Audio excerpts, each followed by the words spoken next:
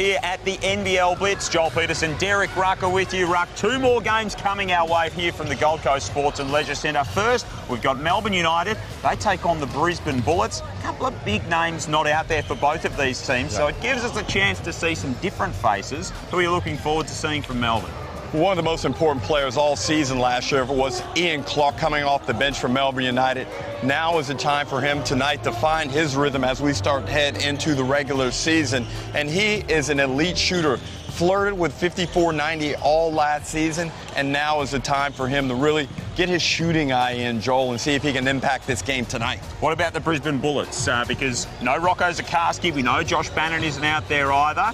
Who are you looking to see a little bit more from tonight? Well, Deng Adel has been outstanding in this preseason, and I thought he was pretty much unstoppable every time he got the ball in game one. So let's see if he can continue that against a very good defensive team.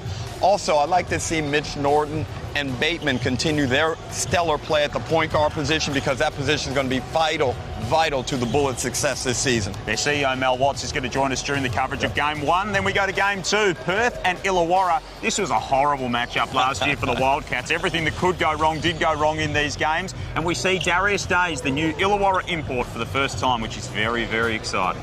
Well, obviously in the offseason, Illawarra were unable to retain Gary Clark, one of the top players in the competition. But from all reports, Darius Day is an absolute stud. We get to see what he has tonight. And the Perth Wildcats, perennial championship contenders. I'm not necessarily convinced this season, but of course they have the superstar Bryce Cotton. They've got Keanu Pinder. They've got Doolittle. They've got a very nice roster. Let's see how it pans out. 32 for Bryce the other day against New Zealand, so he's already in mid-season form. Two games coming your way. Hope you can join us for all the action tonight from night 4 of the NBL Blitz.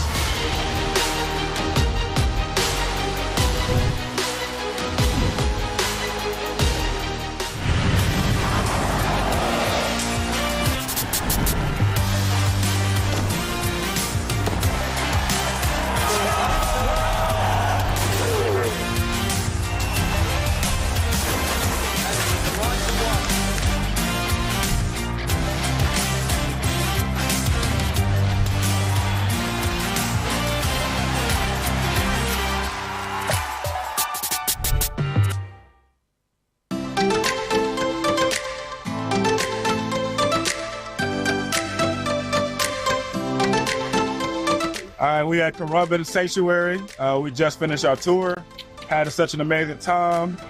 My favorite animal was the crocodile, of course. He was a monster. That's who I am, a monster. What was your favorite?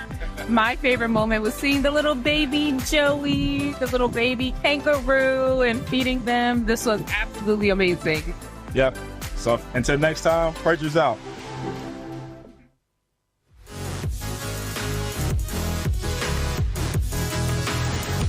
Day 4 of the NBL Blitz. Joel Peterson, Derek Rucker with you as Melbourne United gets set to take on the Brisbane Bullets.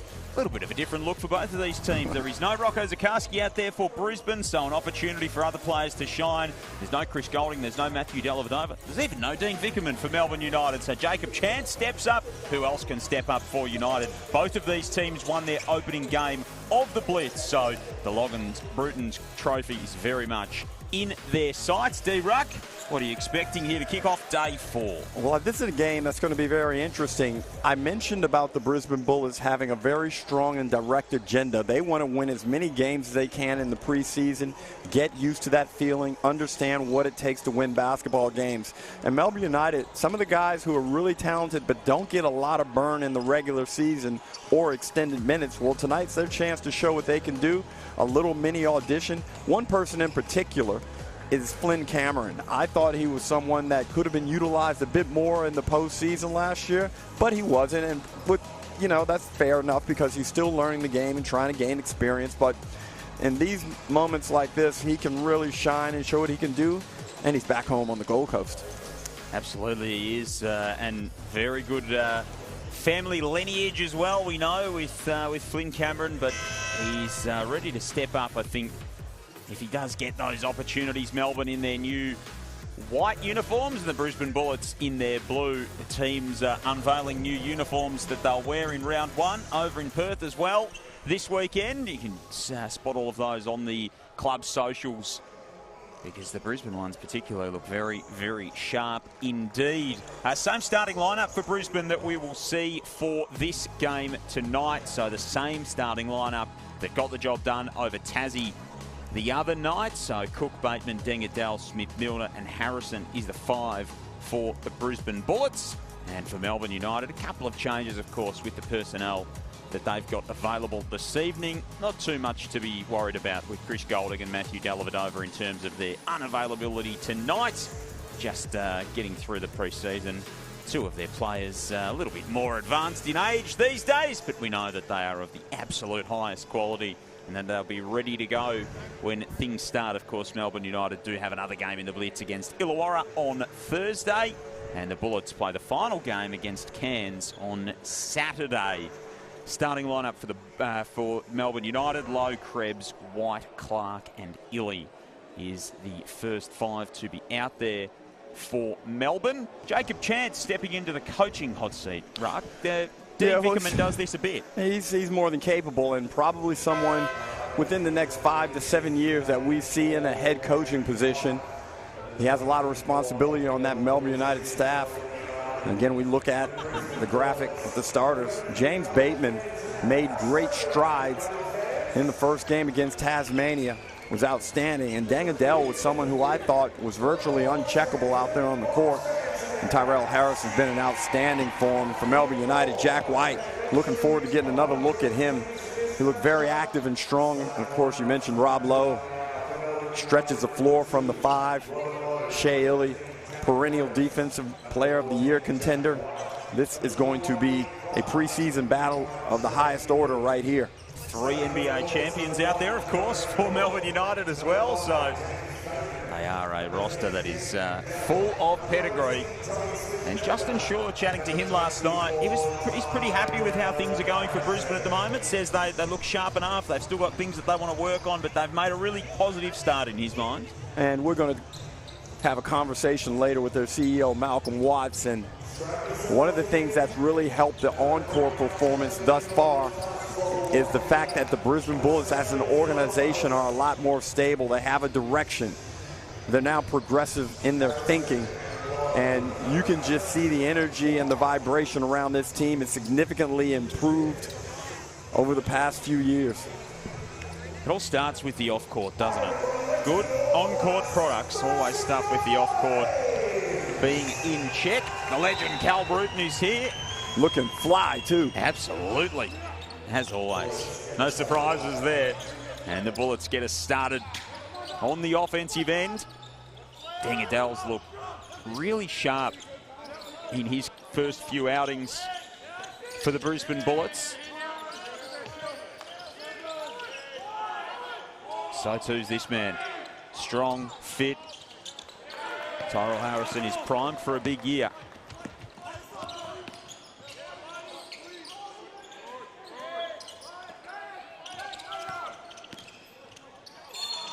Shea Illy was in attack mode the other night. He's putting a little bit more offensive focus on his game and gets to the line early. Well, Melbourne United will want to stretch Brisbane out. Try and take advantage of them by putting the ball on the deck as Illy did there. Brisbane last year under Justin Schuler spent a lot of time in the top 4 defensively. In the final month or so, it fell away, and I think they wound up finishing about 7th in the league. But Schuler would be very sound with what he wants from this team defensively, and I wouldn't be surprised if they stick in the top 4, and we know that's one of the keys to any type of playoff run in the NBL historically. Finished mid-table last year, Brisbane, and pretty much all their stats were mid-table. They weren't great at anything. They weren't terrible at anything. They just didn't do enough of the good stuff to quite sneak into the playoffs. Well, you can see their direction, their intent. They really feel like they need to get the ball into Harrison as Adele lets one fly. That's a good sign. Bullets fans will love to see that. Seen him slashing to the hoop and finishing around the rim, but Dengadell can be a knockdown shooter for the Brisbane Bullets. What a dimension that will add. And a lockdown defender as well. That's a nice contest.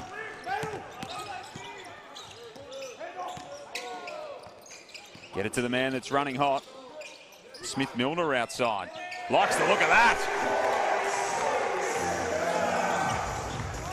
And he's excellent in the catch and shoot situation. Clark right back at him. No good from the corner.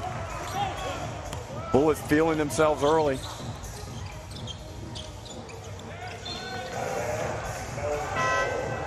Very impressive start from the Brisbane Bullets. Some early reinforcements with Mitch Norton coming in for Justin Bateman, who has a quick word to Justin Schuller as he checks out of the game. Yeah. I think Bateman would be like, yo, you could have told me that on the fly. Kept me in the game. 2 minutes in. 6-point lead. Rob Lowe gets Melbourne United going. Interesting that Illy missed both of those free throws earlier. If there's one weakness with Melbourne United, think about the only stat they ranked last in the league for was free throw percentage. The area of their game they'd like to tidy up. Shooting just under 70% on the season at the stripe last year. They got there plenty, Melbourne United. They just, I guess when you have a team full of big men with so much frontline strength like they did, it does come with the territory to a certain extent. Clark splashes one in. And Cook bit on the back cut. Got turned around, and Clark so crafty and smart. Eludes him and gets away, knocks down a corner three. Harrison with the hammer. He's made a really nice start to his pre-season. Mark my words right now, Joel. There will be 5 to 7 games this season where Tyrell Harrison is the best player on the court by the end of the game. Did you hear what I said? I'm writing it down. You said okay. Mark my words, so I'm marking sure. them. I am marking them. 5 to 7 games, Harrison, best player. Consider them marked, D-Ruck. Thank you. Along with one I'd like to unmark that I said earlier in this offseason, which is the Brisbane to Perth walk if the Kings don't win. Yes. You just got to hope no one wrote that down. That's all. Dangadell is really long and tricky with that basketball. Bateman has a good look from mid-range.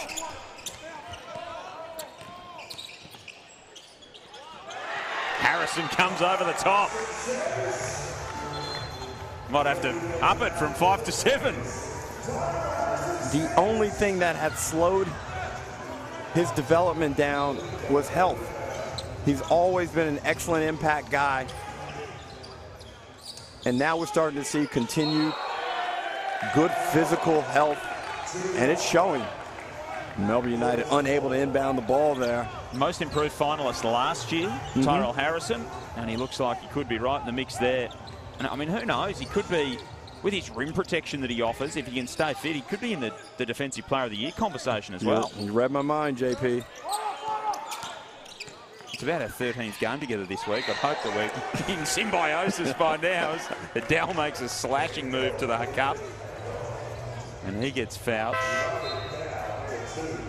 He's playing with some real confidence, isn't he, Dangadell? Like, you can just see it. Well, all the Bullets are.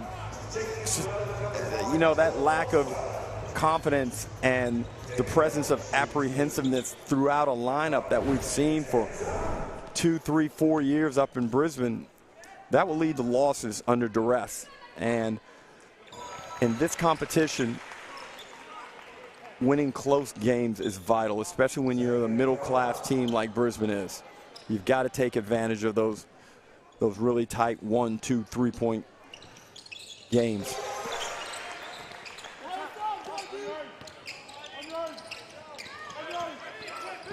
Joel Foxwell into the game. Gets pressured by Bateman. Just gets it over half court. Jack White in attack mode. Well, Alice Kunick had him down as a possible MVP candidate this year. I think she may have said that he will be the MVP. I'm not going to go that far, but he can certainly be an all-NBL type guy. And if he does that, Melbourne United are going to go deep into the playoffs because they have so many valuable pieces around him. Smith-Milner can't get it to go. Harrison keeps it alive and puts it back in.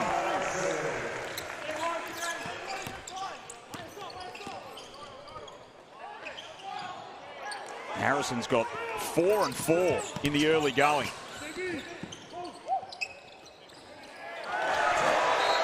Add to that a big old slam from the big man. Tyrell Harrison. And Joel, this is going to be one of the themes we're going to see throughout the course of this season, as Bateman does a good job getting down and deep in the paint and transition, and then making up his mind late, dropping it off. And I love the fact that Harrison loves to dunk everything. But throughout this season, there are several undersized teams and there are several big teams. And that to and fro is going to be so intriguing all throughout the course of the years. White knocks down a trail three. It's a good looking stroke from Jack White.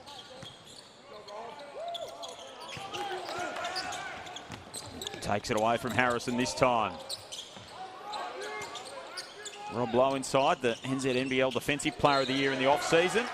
Foxwell scoots to the cup. And the brother of Owen, of course, with the Southeast Melbourne Phoenix. So, early lead to the Bullets here. 5 minutes remaining in this opening frame. You can unlock the ultimate fan experience via NBL Plus, archive footage, in-depth analysis, plenty of stats and much more. Sign up for free via the QR code. Or, of course, you can get it via the NBL app. Yeah, I was on the app this morning, just going through so many things, trying to plan my end-of-season ladder, how I think things will pan out. Good luck on that exercise. Yeah, trying to pick a top 6 was hard enough, let alone trying to put them all in order.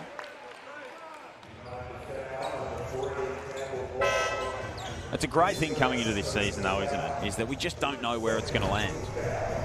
I've got a pretty good idea on 2 or 3 teams, but, you know, I thought I had a good idea last season about Sydney's team. So, while certainties usually are pretty reliable, there are some certainties coming into this season that history tells us will not pan out, and Nordo lines one up. The players seemingly are really liking shooting here on the Gold Coast because they're knocking down a lot of threes. Campbell Blogg into the game. Jack White with the hammer and the foul. Jack White trying to make his mark. Beats Bairstow on a backdoor cut. Great pass there. Throws it down. Campbell Blogg into the game. Good story. Turned 21 yesterday. Chris Golding not playing. Melbourne United had the conversation during the week, basically said, could we get him up here for his 21st birthday? Could we get him to be a part of it? And from all reports, Chris Golding was pretty happy to step aside and miss one of the pre-season games and allow them to fly Campbell Blogg up to be with the team a day after he turns 21 and suit up in an NBL pre-season game. It's pretty cool stuff from United, and happy birthday to young Campbell for yesterday. Happy 21st. I can't remember my 21st, but Joel, that was a really cute story. Courtesy of Liam Santamaria a little bit earlier. Very cool. Speaking to some of the Melbourne United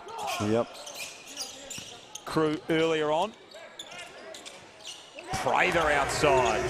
His jumper has been butter in this preseason. He was really good against Tasmania the other night. Brisbane are committed. They're unified. They're playing with cohesion on both sides of the floor.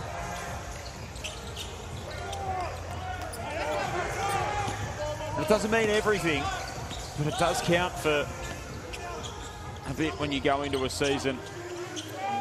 Second year, of course, under Justin Schuller, their new coach, Mel Watts, the CEO, to join us a little bit later on in the call as Joel Foxwell gets to the cup.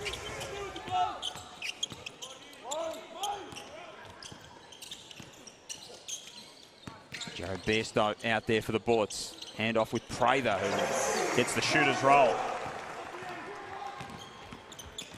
And I've said this a few times on a couple of different podcasts. If Prather can just be 80% of what we've seen him to be at his best, that is enough for the Brisbane Bullets. What do you think that looks like? Like, what are you expecting in terms of his role being? Okay, if he goes off on a night, 20 to 22 points. If he's solid, 8 points, 3 rebounds. If he's excellent, 15 points, 6 rebounds, play some good defense. That's kind of the range that you're looking for at Casey Prather, and playing 20 to 24 minutes early in the season. But the main thing is you want to continue to build him up physically and not take any backward steps, because he's an X factor. If he stays healthy and he continues to be productive, they've got something they probably didn't expect. I'd imagine from a team-building perspective, he's pretty important too.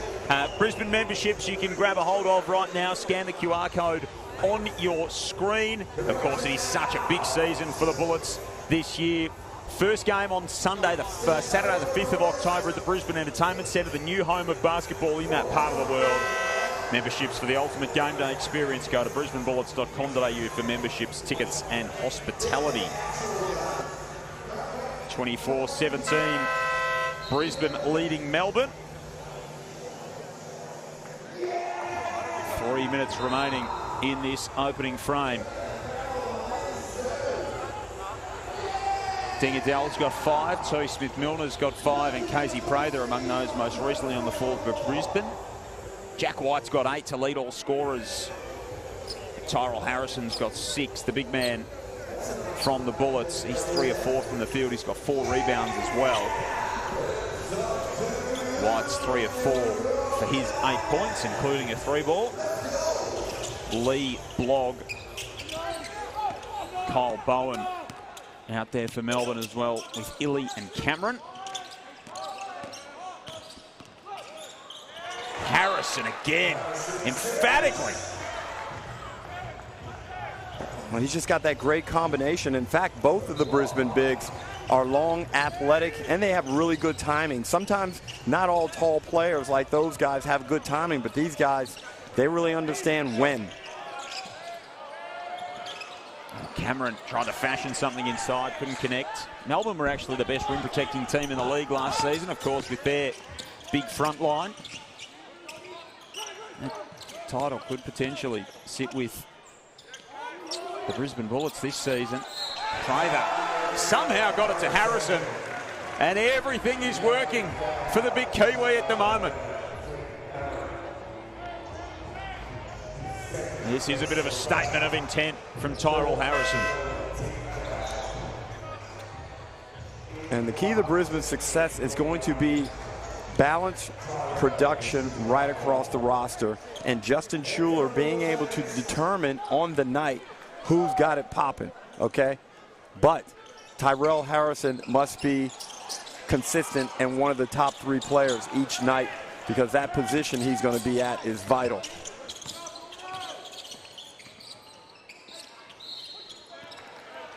Cameron inside is fouled. Of course, it's a busy basketballing family. That household, Tyrell Harrison, of course, married to Kalani Pasal, a standout player in the WNBL for many years and with the New Zealand national team.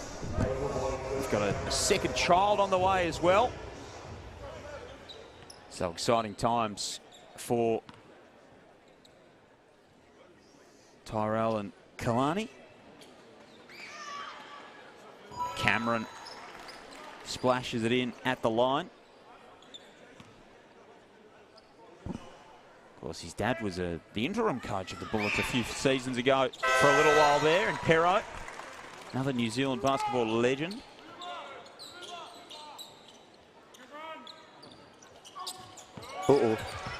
Tosses that away. Bateman's able to keep it in. They almost had a little bit of a moment. You heard the audible from Casey Prather as he let that pass go.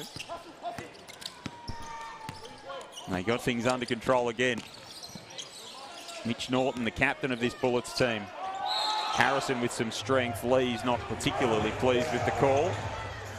He is very good with his feet, Tyrell Harrison. You saw him make a move there that most big men of his size cannot make, and he's got a quick first step too.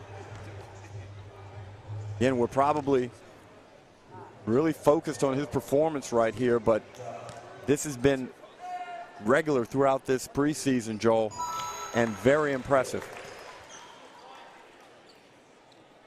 Focused on the performance in a good way, that is for sure. What are you expecting from Mitch Norton this season, Ruck? He's an important part, does all the right things for the Bullets, captain, leader. Everything he's done in the past would be fantastic if he could just shoot the ball a little bit better. If he could do that and maybe get up and get another 1 or 2 assists per game, that'd be outstanding. That's goaltending. 41% from the field last year for Mitch Norton, 2.5 assists a game. Plays good defense. He'll set the standard off the floor as well. He's chatting to Ian Clark at the moment, who is one of the consummate professionals in the NBL, is Ian Clark. Oof. And an offensive foul.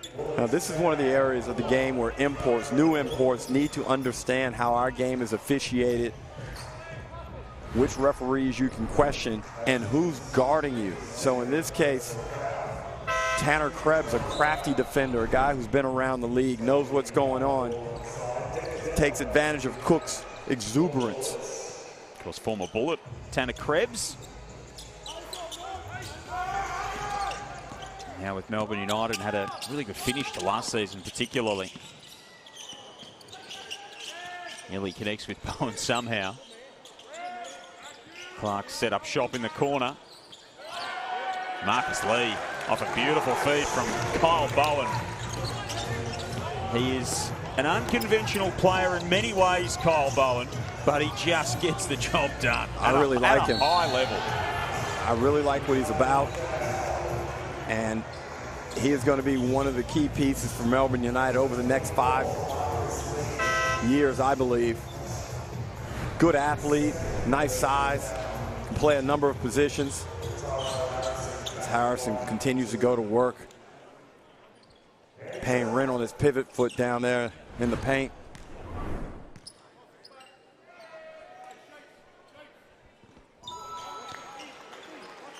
$11 points for Tyrell Harrison, 6 rebounds, 4 of them at the offensive end. Minute to go in this opening quarter. Brisbane have already got 30 on the board. No Zakarski for the Bullets. He'll be right to roll on Saturday. No Golding, no Dellavedova.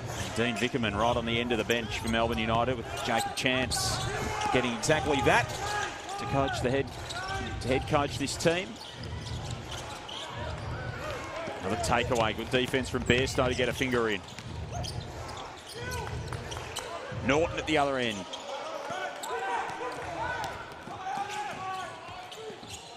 It's a real high energy game. A lot of possessions and shots are on offer. Flying up and down the floor. Ian Clark's making the most of it on this occasion.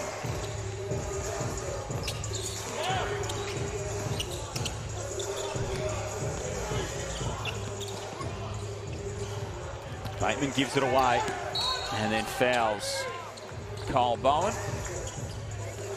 Not quite as sharp a start from Justin Bateman. He's only had the 1 shot so far. It's really been the Tyrell Harrison show. It has, and right now that's basically all they've needed. They've done a pretty good job on the defensive end. And were it not for the outburst from Jack White, Melbourne United have been wanting on the offensive end to find any type of rhythm.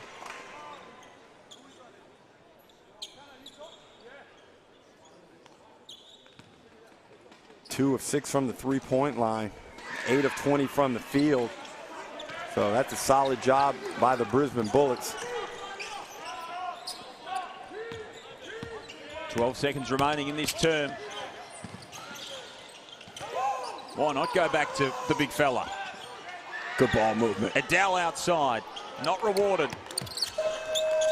But the Bullets have the lead at quarter time, 30-25 over Melbourne United.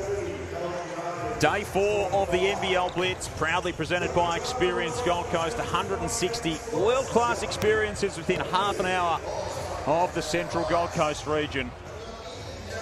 Beautiful part of the world that we have been hosted for this NBL Blitz.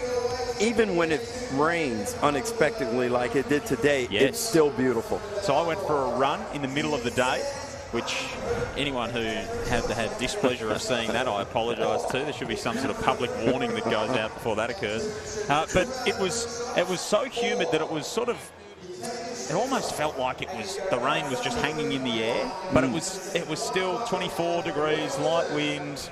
It is a really nice part of the world, even in that kind of weather.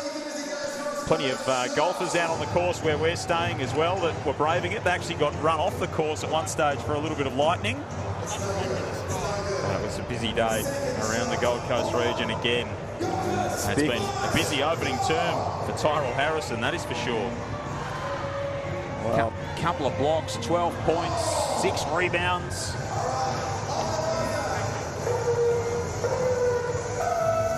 He loves to throw it down, the big man. And the big thing is, if he continues to produce like this, and now everyone is here right now focused on every game here at the Blitz. You're not hiding performances.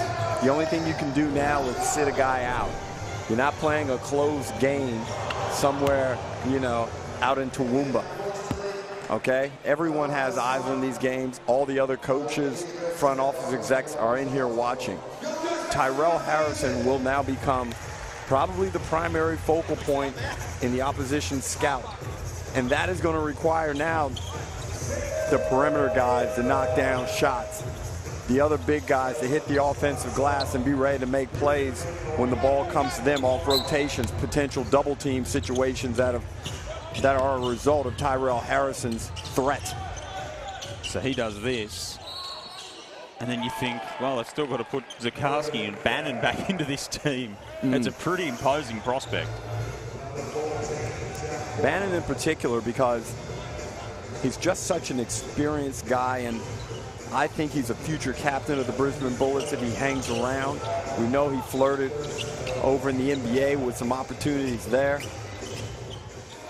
But we saw what he's capable of. Again, hopefully he finds physical well-being this year and is able to play in more games than last year.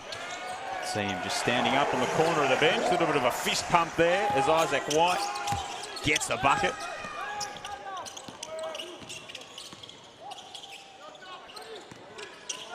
Ketchalia out there for Melbourne United.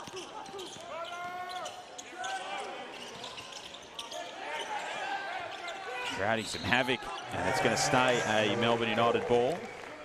Someone told me a long time ago, always play a live ball. Adele made the decision there that it was off Melbourne United. One he's probably temporarily regretting. Not the end of the world, Joel, though. Not at all. Coming off a great NBL 1 season at Ketchalia with Mount Gambier. Nice pass. Look away feed from Illy. Low is foul There we go. The late whistle, the first late whistle of the season. It was the correct call. And Rob Lowe, the big veteran Kiwi, will step to the line. 8 appearances with Melbourne United last year. We know that he can step out and shoot the ball. Plenty of rim protection as well. Well, you mentioned the troubles from the free throw line. And if I'm not mistaken, it got them into a bit of strife in the championship series, some missed free throws that kept the door open. Absolutely. For Tasmania. On a number of occasions, gave them trouble against Illawarra as well in that series. Couldn't inbound the ball at various points. Adele misses that one. At some point, I know Jack was talking about it last night on commentary. He'll be along for the next game along with Alice Kunek. Count it. Talking about last night, he went back and watched that game 5 recently. I think that's on my list. Just to go back and sort of survey all those games from that championship series and just remember exactly what we were treated to. Not only in the championship series, but the playoffs as a whole. I mean, the Perth-Tasmania series was fascinating. Melbourne-Illawarra was unbelievable the way that played out. Even the play-in game. Sydney and New Zealand, that had a bit in it, I heard. New Zealand, Illawarra. Yeah. There were some outstanding games. Absolutely, and we've had a couple here at the Blitz as well. Perth, New Zealand was a whole lot of fun the other night. Just getting started in this NBL 25 campaign. Joel Peterson and Derek Rucker with you. Night 4 here on the Gold Coast. Bateman stepping back. Now, earlier in this preseason, when Brisbane played Melbourne United in Casey, Bateman, I thought, struggled early in that game against Shea Illy. And he had some turnovers. He was careless with the ball. He still wound up figuring things out a bit in the second half, but it was less against the defense of Shea Illy. So that may have something to do with his donut at the moment as the Bullets continue to exploit the paint. It's a really pretty move from Dengadal. Spinning his way inside, able to finish.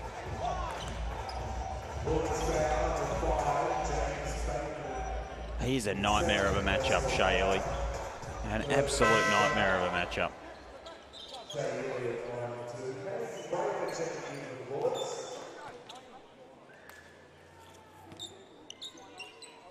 Great to watch at the defensive end.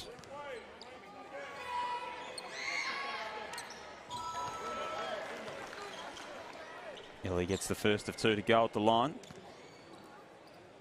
Your ability to have non-verbal conversations with people walking past is very impressive there, Ray. Thank you, Joel. You seem to be able to communicate a lot with only a few hand gestures. I think I could take some notes from your style. White from the elbow. Not quite for Isaac White. Isaac White's a player who I really hope this year can find his shooting stroke. Last year, he really struggled from outside the 3, and he's a guy that I've watched since he was a teenager. And we know the technique and everything is there. It just hasn't happened yet as a professional. As Rob Lowe realizes there's a mouse in the house, does what he's supposed to do, goes right to the rim. So timeout. Bullets clinging on to a 1-point lead. They led a little bit more decisively earlier in the game.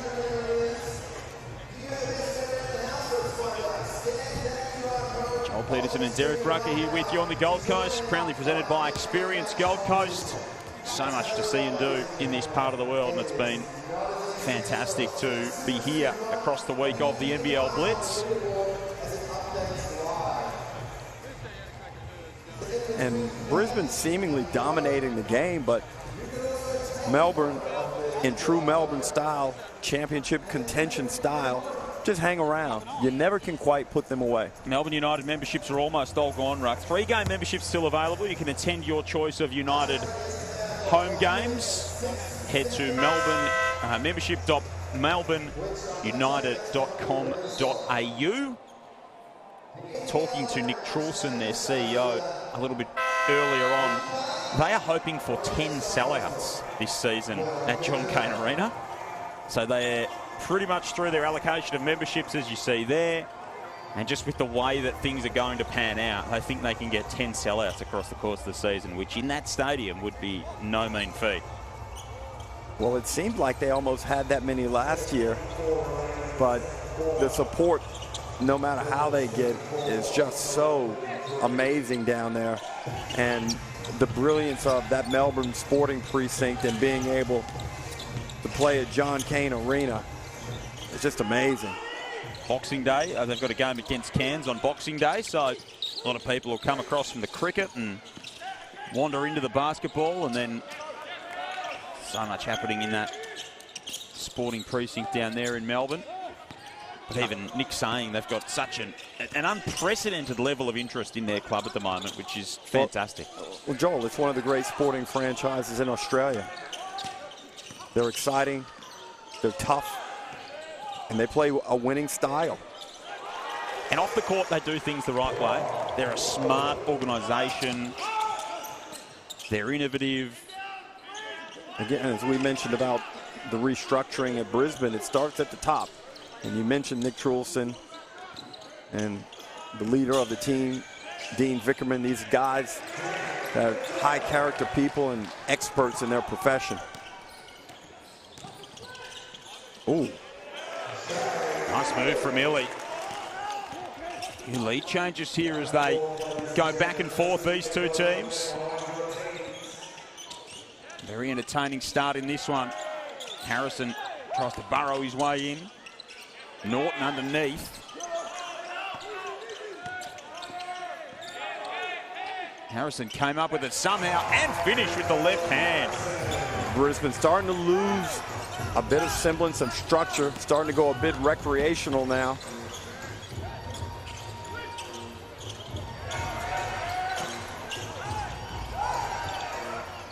That was very recreational from Shea Illy. Agricultural almost. Dengadale is fouled by Rob Lowe.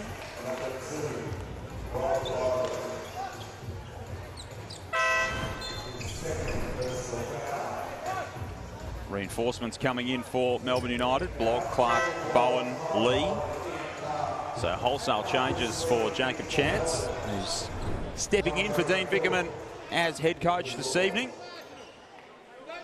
Second game coming up tonight, Perth and Illawarra. Darius Days into the action for the Hawks, which is great to see. The import has been cleared. Can't wait. Having already declared them that they're going to win the championship in the Illawarra Mercury this year. I didn't see that. Yeah, he said that we're going to bring the championship home to Illawarra, to Wollongong. Well, I like it. Well, the tone of your voice says that you don't like it. No, I do. You're a bit sarcastic towards the man Darius Day. No, absolutely not. Okay. I think that kind of confidence we should have more of, Ruck. Okay. Because I don't want to remind you, they weren't too far from knocking off your beloved Melbourne United. My beloved Melbourne United. Who's your team, if you had to have a team? If I have to have a team, I loved New Zealand when I was growing up as a kid, watching the NBL. Yep. And then did a little bit of work in Adelaide and got to know the 36ers pretty well, but I do not have a horse in the race. It's really hard. I'm so unemotional about it. Yeah, but even still, you can be unemotional, but you can like certain aspects of each team. You know, every team appeals to you for a certain reason. Yep. That's the beauty of our league. I love the fight of Illawarra. I love the aristocratic nature of the Perth Wildcats. They feel like they're entitled to win every year. There's just so many teams that are appealing. That sort of underdog spirit that the likes of Cairns have. Yes. Everything Tassie's done, it's really hard not to just respect what the Jack Jumpers have done. The sparkle of the Sydney Kings. Yeah, and those beautiful uniforms. Maybe if the Adelaide 36ers wore those retro uniforms every week, that'd be enough to get me across the line. Cook around and out, can't get it to go. Braver keeps it alive, does Casey. And a timeout. 43-37. Just over halfway gone in this second period. John Peterson, Derek Rucker with you. I definitely have a list of favourite players, though. Definitely have a list of players that are in my stable. I'm trying to think who you would really enjoy. Delhi.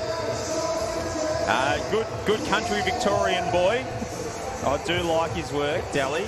Everyone loves Delhi's work. The man whose family owns the bus line. Driving on the freeway, you just get overtaken by, you overtake a bus, and then on the side, it's just got Delver Dovers written on the side of it. Not everyone can say that. I'm a big Lockie Olbrich fan.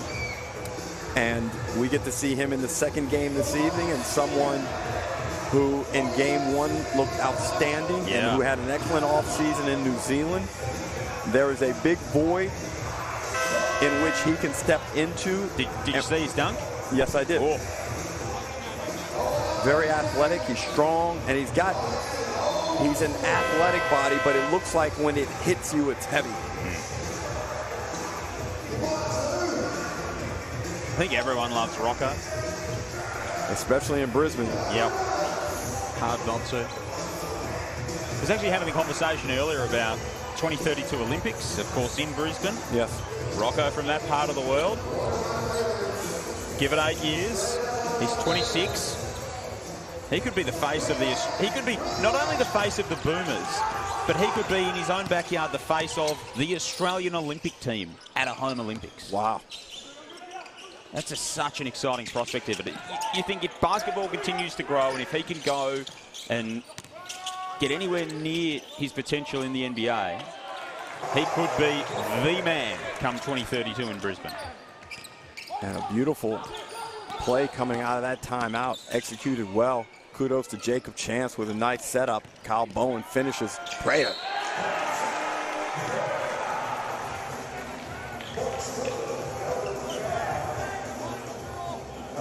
Balance scoring from the Bullets. Adele's got 10. Smith Milner's got 7. Prather with 7.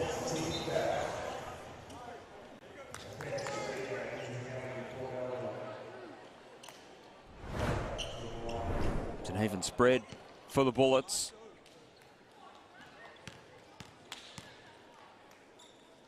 Maybe the only box they still want to tick is he'd love to see Keondre Cook just have a really red-hot shooting streak. Well, and I think he needs some help. I would like to see them run some sets. And look, that's not really in vogue nowadays. We seemingly don't direct our offenses to try and free up shooters like they used to maybe 15, 20 years ago. And I think that's a mistake strategically, especially coming out of timeouts as Cook knocks down, as Clark knocks down a mid-range J. But I'd like to see a guy like Cook right here run something for him to get him a good look or the chance to make a play even. Prather just puts the head down straight into Bowen, who goes for the finger waggle. I reckon Kyle Bowen's got replay rights for Melbourne United. I think they'll feel like there's a certain level of player that you need to be to give it these ones.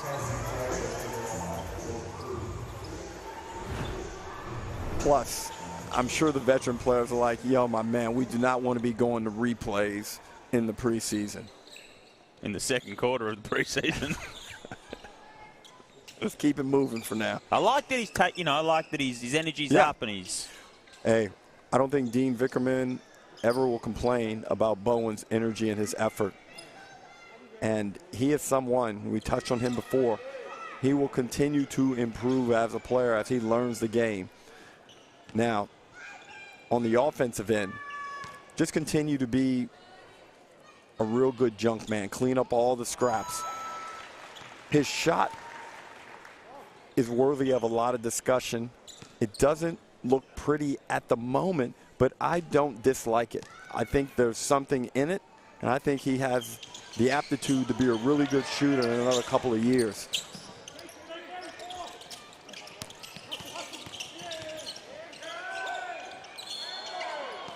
Cook working underneath the basket. If you were working with him, would you keep the... Because obviously he feels comfortable with that motion. How would you tweak the motion just to get the most out of it? You wouldn't be looking for wholesale changes, would you? I'd like to try and get everything a bit more centered around the right pec, the right chest. And right now, a bit too much of the action happens outside the frame of his body. I like more action on the shot to happen inside the frame of the body. When you got it on the bounce, I like to see more action happen outside the frame of the body. Invoice coming to you later, Joel. Love it. Thanks, Ruck. Great to have the insight. NBL MVP Derek Rucker in commentary. Night 4 of the NBL Blitz here on the Gold Coast. Game 2 coming up. Illawarra and Perth. Jack Hever and Alice Kunick will be along for that one. Aaliyah stepping outside. Can't connect.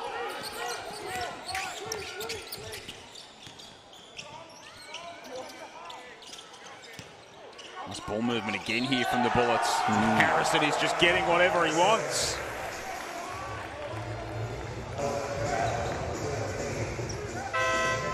.16 for Harrison with a chance to add one more.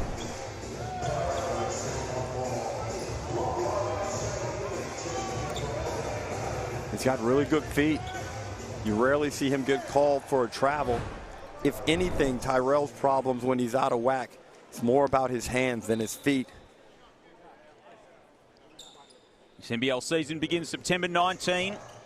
Every game live on ESPN via KO. Every Sunday, live and free. Free-to-air basketball back in the NBL on 10 and 10 play. So the 2:30 game every Sunday live on Channel 10. And the corresponding 4:30 game, if applicable, live and available on 10 Bold and 10 play. So many ways to enjoy this NBL season. It is going to be immense. Cook from outside, fouled, and it drops. That's what we wanted to see from Keondra. Well, he needed that one, and you can almost see the sense of relief on his face. Nothing worse than being a shooter and not having knocked down a shot. Gives him a little shake and bake, sucks him into a foul, knocks down the big 3 ball. Krebs with a slightly sloppy contest.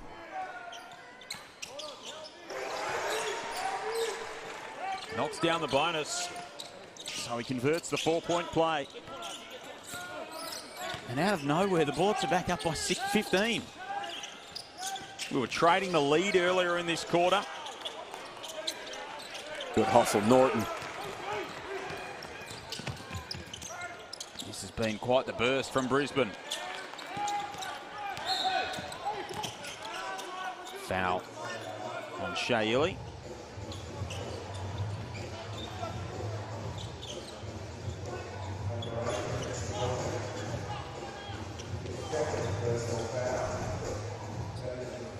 Nothing run here for the Bullets. 56-41, 2:26 remaining.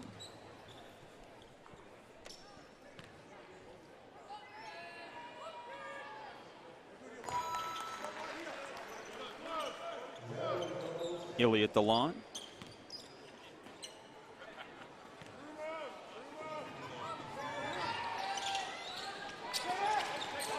Can't get the second one to go. They're only coach of the year, Justin Tatum, just wandering courtside. Star guard Tyler Harvey in tow. They've got a really interesting team. Even Danny Mills said that on our broadcast the other day, that, you know, if there's a team that he was pretty buoyant on, it would be the Illawarra Hawks, just from a continuity perspective.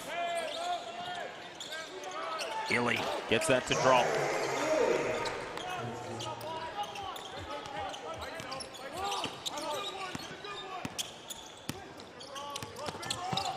I was in the lift today, right back at the accommodation. In strolls Milton Doyle. Tassie flying out to Singapore today. Correct. So they go from the Blitz, having played their final game last night, to Singapore for the Intercontinental Cup, and then straight to Perth. So Scott Robb and his team on the road. Safe travels to the Tassie Jack Jumpers. Look forward to seeing them in round 1 of this NBL season. What a busy schedule it's going to be for them. And speaking of busy, that Melbourne United coaching staff will be busy at halftime trying to ascertain how Brisbane have 56 points and counting as we head into the back end of this second quarter. Extremely unacceptable. Now look, they've got some guys out,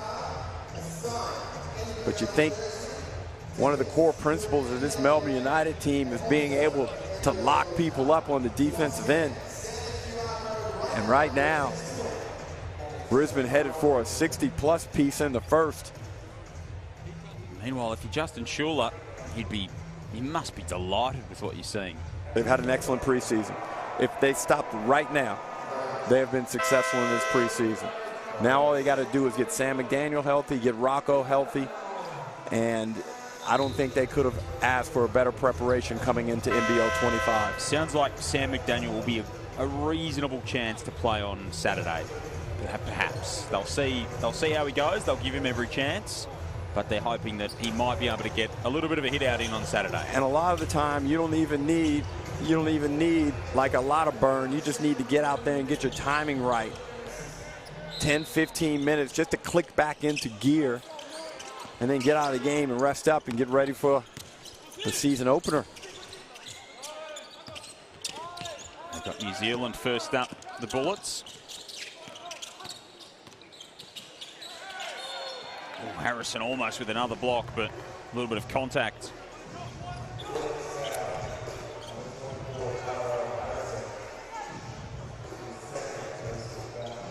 Harrison with 17 and 8 in the first half. Oh, he's getting it done. Absolutely he is. 6 of 9. He's 5 of 6 from the stripe. 4 offensive, 4 defensive rebounds, 2 blocks. Prather's got 11 on 4 of 5 shooting and 3 rebounds. Dingadell, the other Bullet, in double figures. No Melbourne United player is in double figures at this stage. Jack White leads them in scoring with 8. Shea Ili also on that mark.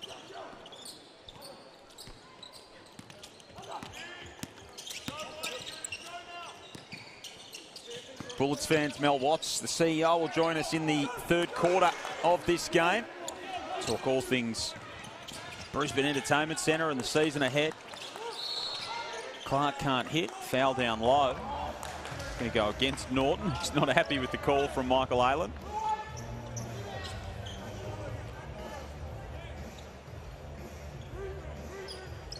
And so Rob Lowe will be sent to the free throw line. I wonder what Marcus Lee's physical condition is. Hasn't played a lot of minutes. We know he had that injury when he was with Jack Jumper last year, the knee problem that he suffered late in the playoff run. Because right now, Brisbane's bigs, in particular Harrison, are having a field day. And I'm not sure they have anyone that can go with him if Marcus Lee is not capable physically just yet.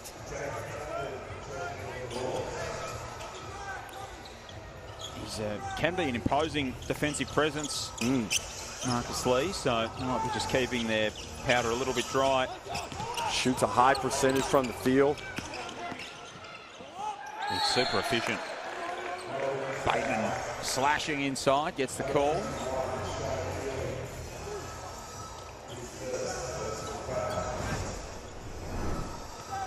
He's got a real turn of speed, has Bateman. Low center of gravity. That's a nice move. Stall dribble quickly through the legs from left to right. Got his hips by Ili's hips. Was able to make a play on the rim and draw a foul.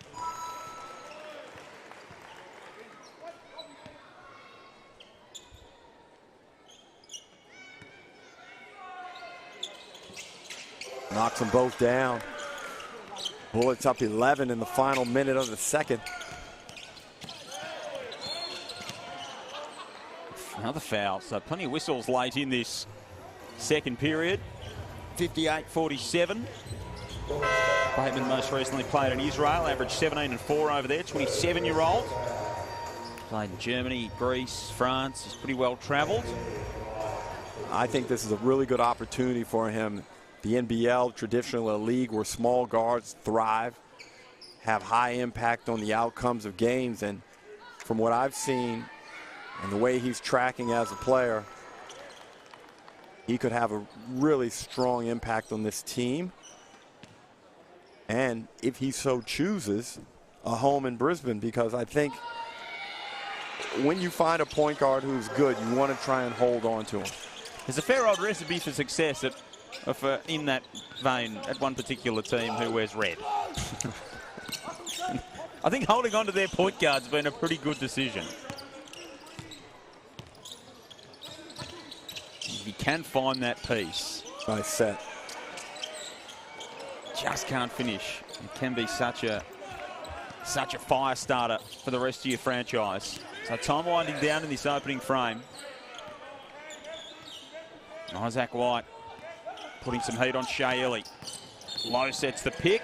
Illegally, according to the referees. And sometimes the bigs just have to understand when to leave it alone. Don't try and do too much, because there's already been a mini advantage created.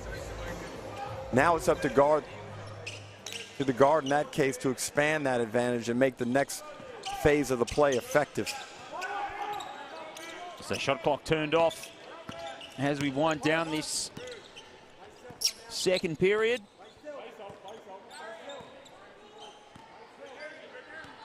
(58-49). Bateman making a move. White inside the Bairstow. Beautiful find.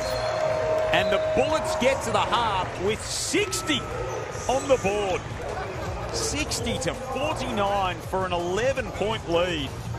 Not often you see those kind of numbers put up on a Melbourne United squad of any variety, Derek Rucker.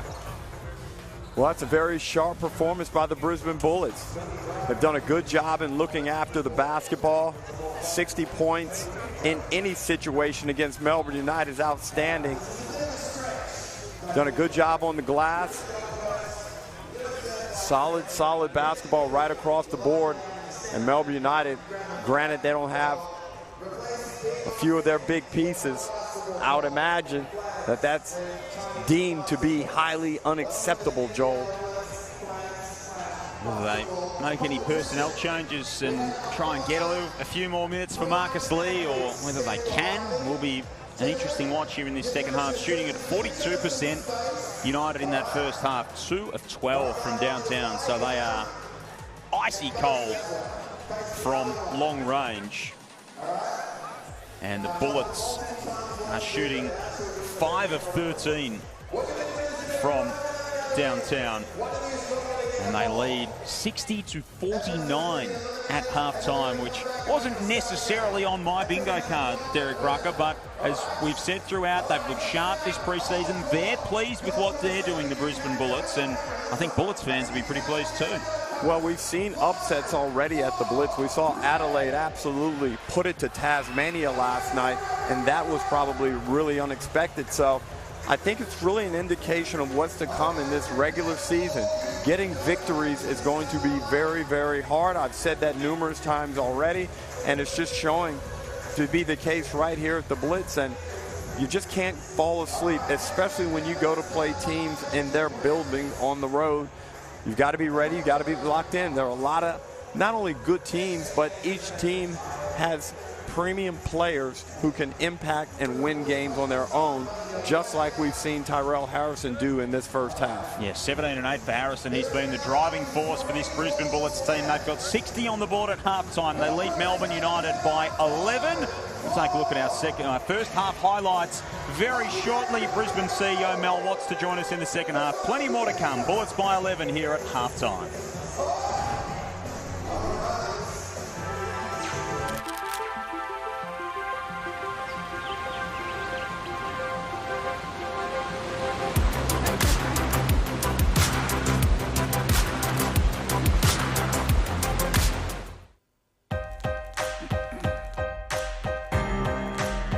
Play the game any NBL fan can win. Supercoach NBL. Be the coach. Challenge your mates. Win prizes. Head to supercoach.com.au today.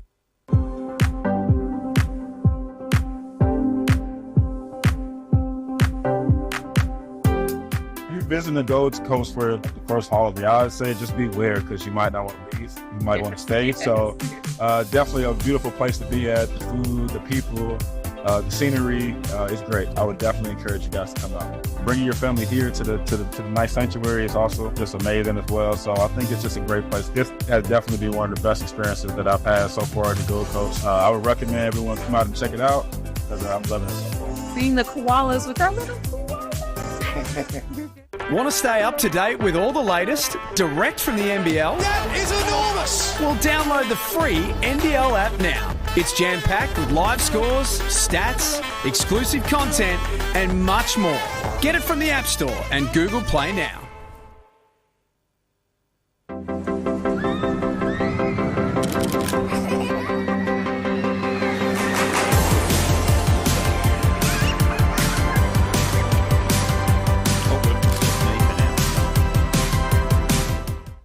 Discover the ultimate in courts, Dream Courts, the official court partner of the NBL. As the leading experts in tailor-made courts, there are so many reasons to choose Dream Courts. Whether for casual backyard enjoyment or professional-grade competition, the fully customisable courts redefine how you play. Dream Courts offers an unparalleled playing experience for everyone. Elevate your game with a dream court designed just for you. Visit dreamcourts.com.au to get a quote today.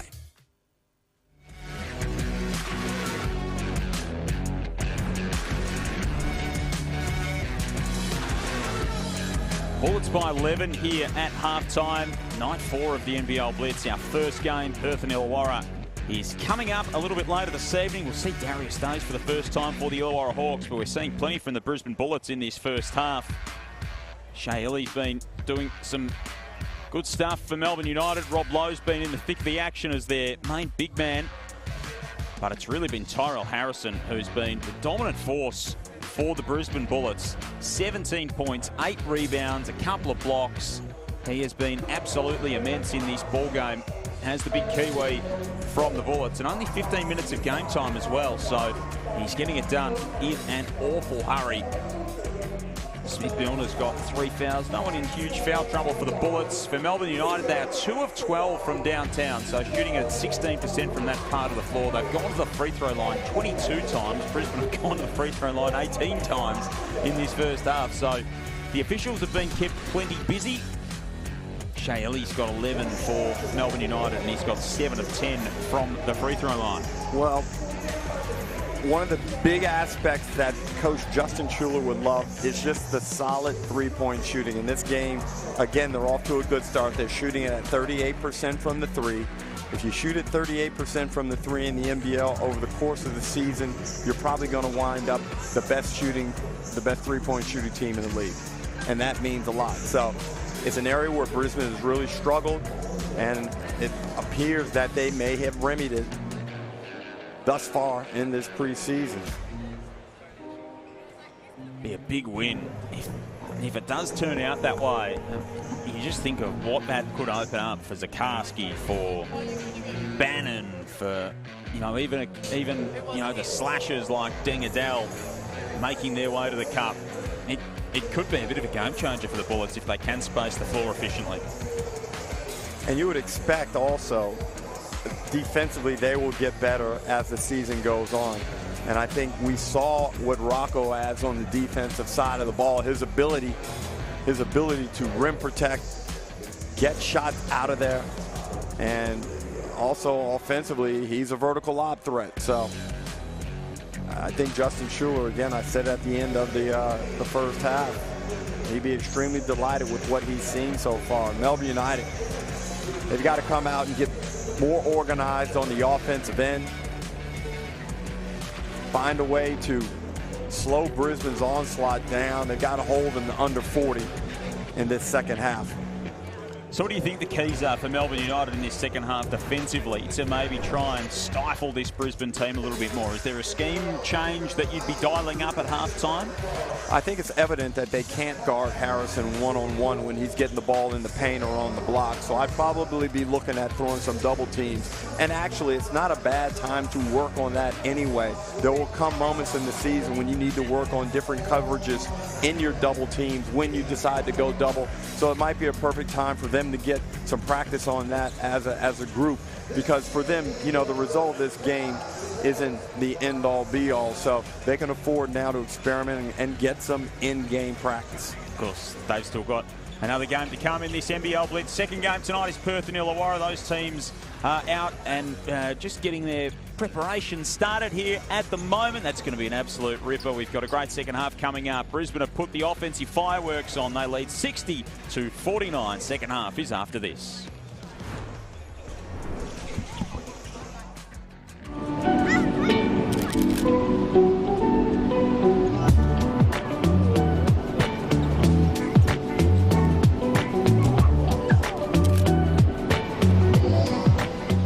Want to stay up to date with all the latest direct from the NBL? That is enormous! Well, download the free NBL app now. It's jam-packed with live scores, stats, exclusive content, and much more.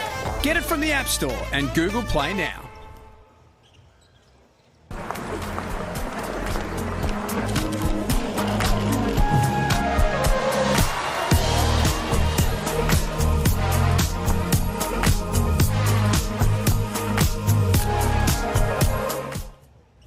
I'm thrilled to tell you about Swim Start, a game changer for our littlest swimmers. SwimStart is making waves by breaking down barriers for learn to swim lessons in Queensland. We believe every child should have a chance to learn this important skill. That's why SwimStart is offering vouchers valued up to $150 for eligible children up to 4 years of age. Parents, carers and guardians, this is your chance to dive in. Check your eligibility online and apply now to create a generation of confident swimmers. Let's make a splash together.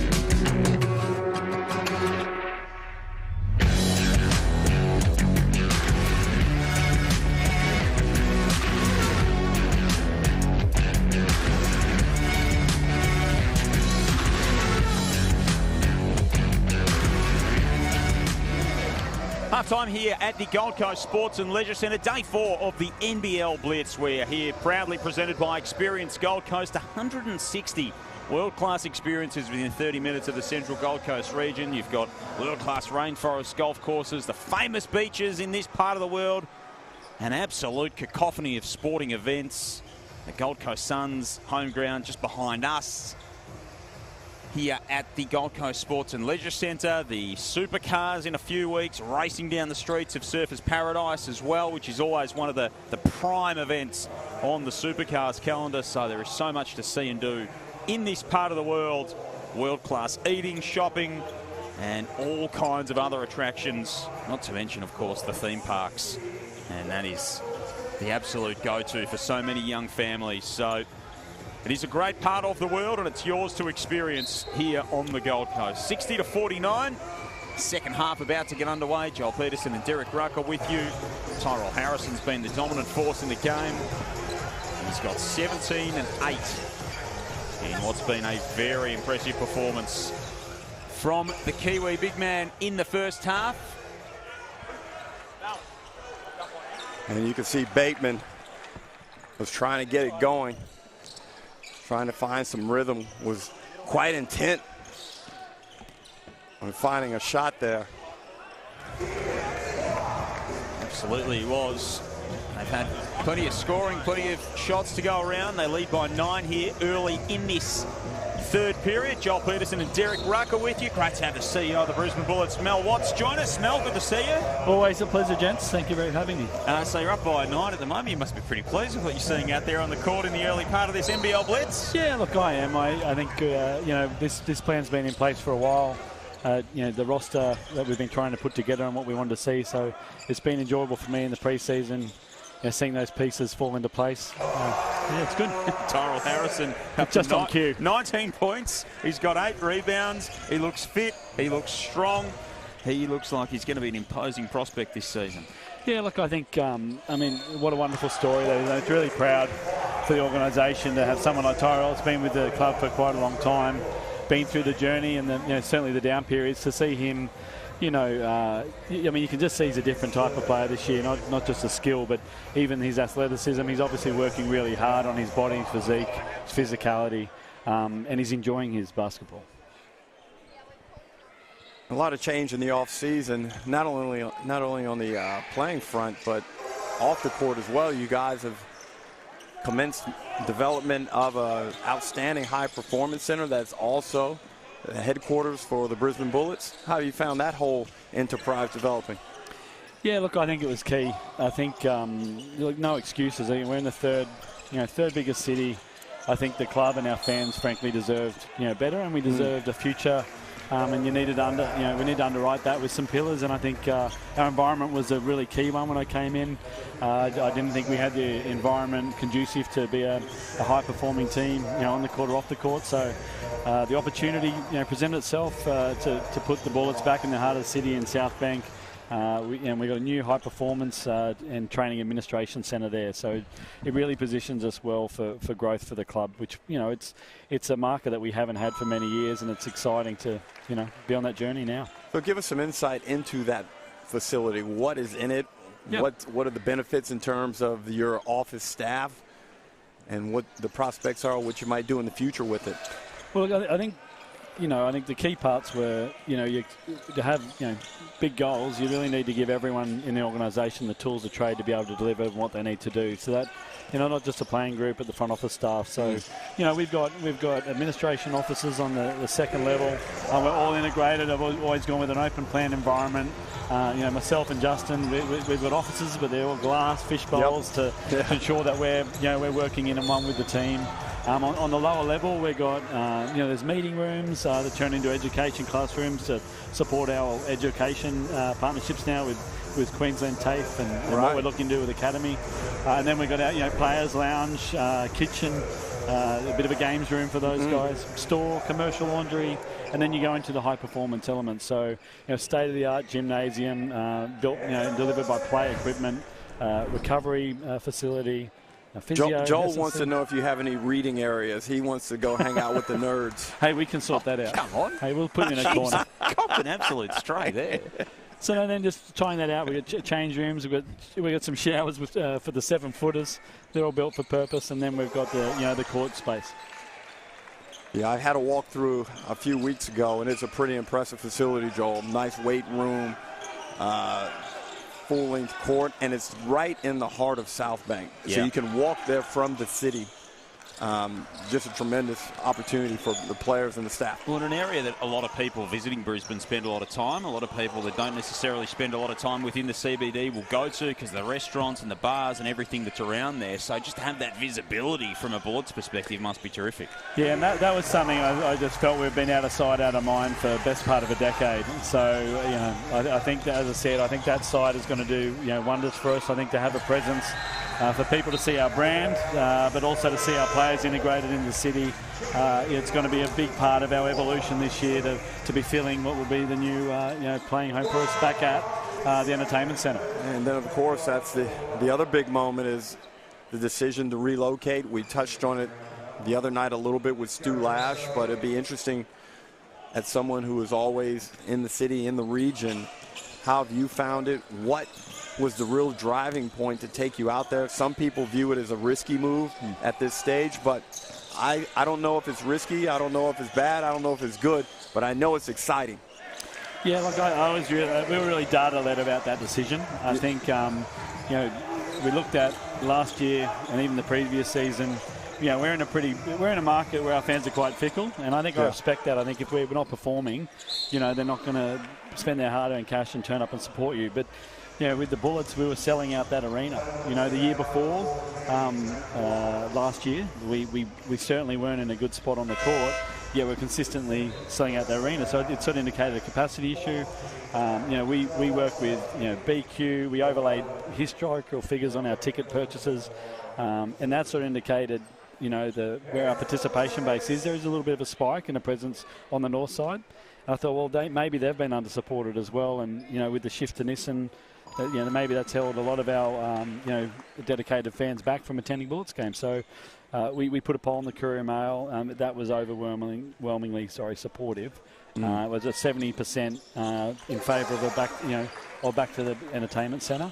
And look, in an ideal world, we'd love to have an arena in the heart of the city that we play at, right? I think if you look at the NBA template, I think they're a lot of their games, their clubs are part of the city. That's our identity, and that's what we're trying to build back in. We want Brisbane to be proud of the basketball team that they've got, and part of that is backing ourselves and feeling, Boondall again. And I've always said too, I want to look at this as a move backwards. This is absolutely a move forward. We've had a lot of support from the venue operator and ASM. We've had a lot of support from Stadiums Queensland to invest heavily into the infrastructure. for us to really deliver what will be, something that Brisbane hasn't seen before. It's a really NBA-style template we're bringing to the entertainment centre. We've got a Jumbotron that's, what I understand, to be the biggest in the league. Yes, it will be. And that in itself, we haven't had anything of that in Brisbane. I think it'll add to the flair and the experience. But there's a lot of other key pieces that we're going to start, mentioning and leaking out that we're going to be quite unique in what we're building in terms of the entertainment product back to Boondall. Any exclusive for us now? Yeah, Had to ask. That's pretty good. Had to ask. What about the historical element of going? It's a move forward, but it is a move back in terms of connecting with the great teams of the past. Was there an element playing into that to connect with that fan base and honour what's come before? Without a doubt. I think we're uniquely placed in that. Normally, your growth comes from the grassroots and the young boys and girls coming through, pestering their mums and dads to come to a Bullets game. But, don't get me wrong, we're heavily focused on that. We want to be in the schools. As much as we can, schools, clubs, associations with that connection. But the irony was, when I took over the role, and I've shared this with Derek before, everyone I spoke to would just roll off the, Rucker, Loggins, Sengstock. So it indicated to me that there's a real rusted-on audience there that really loved and enjoyed what the Bullets presented in the past at Boondall, that have been waiting in the wings for us to be great again. So I think absolutely it's a connection. But I mean, with Leroy's statue there, I think everyone in the organisation is going to have some thrill on the 5th of October when we play the Sydney Kings. And we are going for a sellout, and I'll be bold in saying that, but I'm confident in the basketball community in Brisbane that they're going to turn out in the numbers. But to be able to see the Bullets fans back in and around that statue will be a really key moment for everyone involved. It's going to be really exciting. Brisbane CEO Mel Watts with us. One more before we let you go, Mel. Just the state of basketball in southeast Queensland. Derek mentioned it yesterday in our call that, basketball in this part of the world is booming. You don't need to look too far down the Brisbane bench to see one of the products of that in just about the biggest player in the competition in Rocco Zakarsky. Participation, interest in the sport. Are you seeing that in the Bullets? Yeah, absolutely. I think, I started with, data-led. 2 years ago, participation in Southeast Queensland was around 21,000. 48 months later, it's over 84,000. Everyone we talk to, all the discussions we have in schools, there's kids not being able to get in teams on court because they just don't have the court space. And there's so many kids now that want to be playing basketball, which is really encouraging. It's well written. I don't come from basketball. I'm fairly fresh, but it's been an eye-opener for me coming from other code. And I do think it's the best kept secret. And I think that's slowly waning. I think, basketball fans are rugby league fans, they're rugby union fans, they're netball fans, they're across all other codes. So I do feel like basketball doesn't sit by itself. I think we have a lot of fan base that enjoy other sports, but they really love their basketball. And it's growing at a rate that's just... look, the rate at which basketball is growing is unheralded. It hasn't... No code in Australia's history has grown at a rate that's happening at the moment. So I think there's some considerations in the more people and that are aware of it, more stakeholders, government otherwise are aware of this, the great story that is around basketball. The more interest, the more focus we get on the game to help support its growth is really key as well. It's it's so exciting, and we're really looking forward to seeing what the Bullets do. Of course, this NBL season, you can get all the breaking news, video content, podcasts and more. Download the free NBL app via nbl.com.au/app, the App Store or Google Play. Malcolm, which podcast do you like the most? You listen to the NBL Nows? You wake up every morning and get Joel and Damon? And I do listen to the NBL now. I've been referring to the Bullets as the wooden spooners lately. I've been waiting to have a chat with you guys. But, as I said, you never, and you appreciate this, never underestimate a Queenslander. Never. So I've been enjoying it. I think it's great. The exposure, the growth just isn't around the fan base on the court. I think the job that the NBL is doing, the commentators, and as you know, we can't be here without all the many volunteers in the game. But it's a code that has just got so much positive sentiment about it. It's enjoyable for me to be in it. But everyone you talk to is just so upbeat around where the game's going. So it's just wonderful. Onward and upward, that is for sure, Mel. Really appreciate your time. Looking forward to the 5th of October, your first home game out at Boondall, and all that's to come for what looks like a pretty exciting Bullets squad. Yeah, thanks a lot, gents. And last plug, 5th of October, Sydney Kings versus Bullets. If you're not there, I don't know where you're going to be. Thanks for your time, Malcolm. Always a pleasure talking to you, and great job this offseason. Continue the good work with the Bullets. Thanks, mate. Malcolm Watts, the Brisbane Bullets CEO, joining us as part of our coverage of the NBL Blitz. Proudly supported by Experience Gold Coast. Great to have the insights of the CEO from the Bullets. Fascinating to hear, and because I'm a nerd, it caught my ear, Derek. You're the most lovable nerd in Australian sport. Jeepers, that's good. That just seems like a reach on so many levels. I'm not even going to start. Just the data-led process around being able to make some of those decisions to move venues. We talk about our analytics from a recruitment, assessment, that kind of perspective of what's happening out on the court, but to go into how they put the numbers behind where they should go and what they should do is fascinating. Very interesting that, as we see, Foxwell knocked down a 3, but very interesting that depth of research. And I wasn't even aware of the Courier Mail poll in the local Brisbane newspaper that they had conducted. So a lot of people think it was just a fly by the seat of your pants decision, but there was so much more that went into that, and using all the modern resources and tools available to try and make the best decision possible. And I think the more I think about it, because you heard me, I don't know if it's a good decision or a bad decision, but I'm excited for it. But it looks, by all reports, to have been the correct move. Just gives them a little bit more space and room to breathe, by the looks of it. Well, you look around the league, Joel, no one's going backwards. Yeah. Yeah, no one's going into a smaller venue. And it wouldn't be wise to do so at the moment. You wouldn't think so. Coach's challenge here on the timeout. So Michael Aylen walking over to chat things through with the bench. 4:18 remaining. Brisbane Bullets are still in charge of this one. Joel Peterson and Derek Rucker with you. Game 1 of night 4 here on the NBL Blitz. Illawarra and Perth coming up next. Dan Greeder and Hiram Harris having a chat not too far away from where we are at the moment. They'll be on opposing teams tonight. Dan Greeder not suiting up, but Hiram Harris absolutely part of the action for the Hawks, and Darius Days is going to get a run for the Hawks, which is very, very exciting indeed to see what he brings, because he comes very hyped up. He's got big shoes to fill, those of Gary Clark, but hopefully for the Hawks fans he can do it. He certainly does, and by all reports he should be more than capable. Of course, he's got to get used to the peculiarities of the NBL and all the things we love about it, but I believe he has enough pedigree and experience to slot in quickly. And the Hawks will want to get out of the gates fast.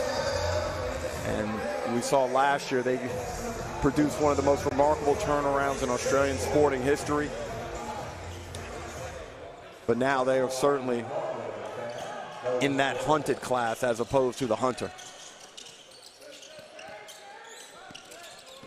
They don't quite have the lopsided schedule of last season, the Hawks. I was going through the schedule for every team today. Campbell Blogg gets one to go. The birthday boy from yesterday just unwraps a little bit of a present for himself. It was notable, Ruck, to me, that Brisbane don't play a double header until round 9. And that can be an advantage. But also, if you get hot, you want double headers. You want to rack up wins in short periods of time, especially early in the season. As Melbourne throw that one away. Prather, bully ball. Nice move. Very nice move. So their first doubleheader is at Tasmania, home for Perth, which is pretty brutal. A week before, so that goes into the fever break, and then they come out of that.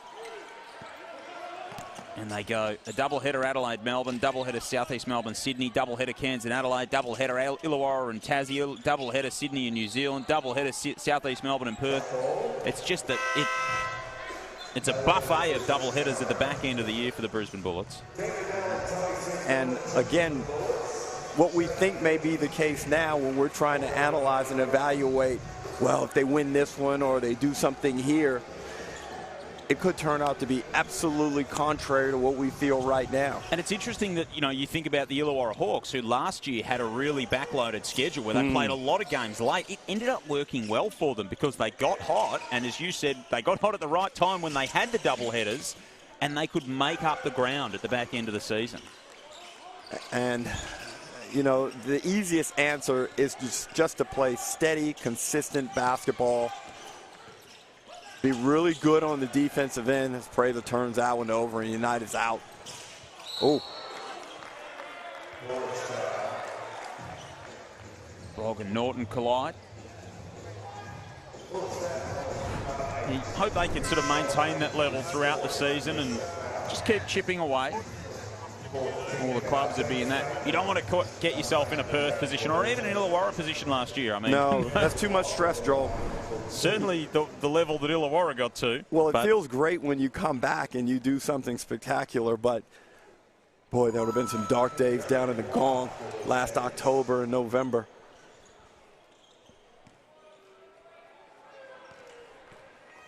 (78-69). Campbell Blogg cans a couple at the free throw line.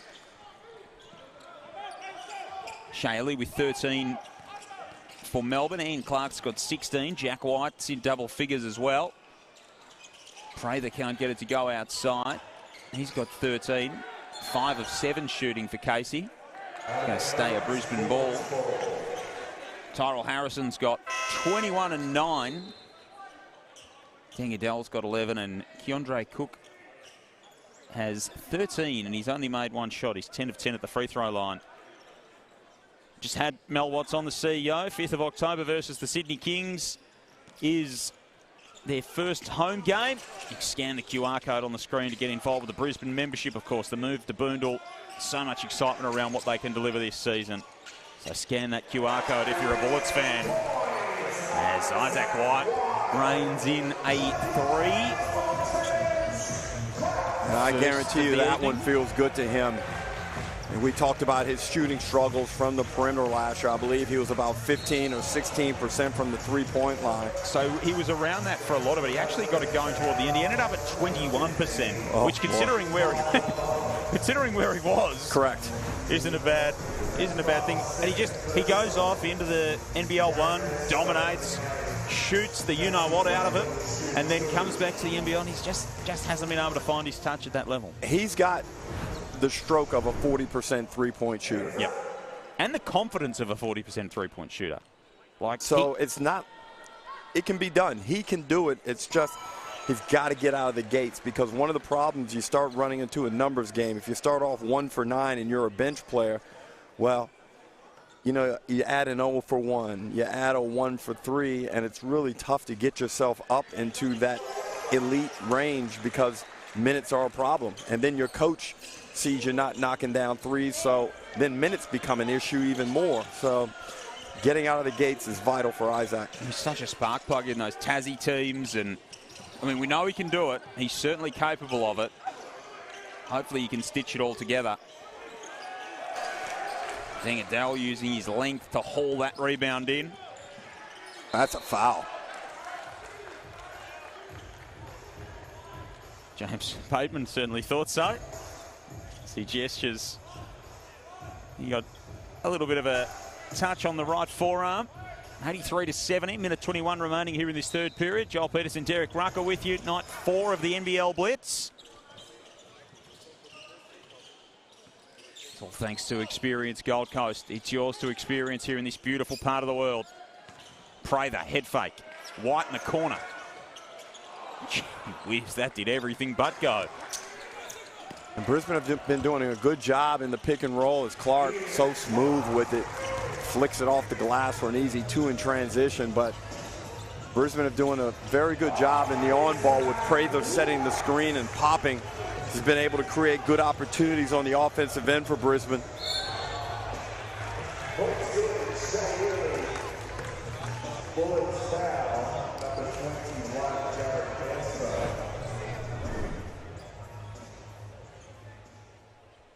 That's a nice move. Hit him with the little Euro, gets the contact. Smart enough to cut short his move and just get the ball up on the backboard. Finishes nicely, and the opportunity for a +1. Rattles around and in. 10-point game. Brisbane with a 2-for-1 op right here. Let's see if they've got it drawn up to take advantage of it.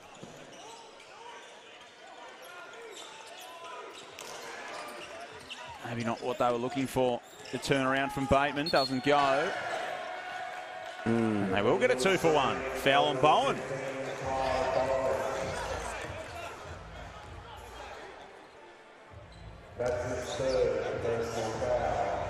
Number 3 for Bowen. Cook's got 3, Bateman's got 3, Smith, Milner and Harrison. Mitch Norton has 4 fouls for the Bullets.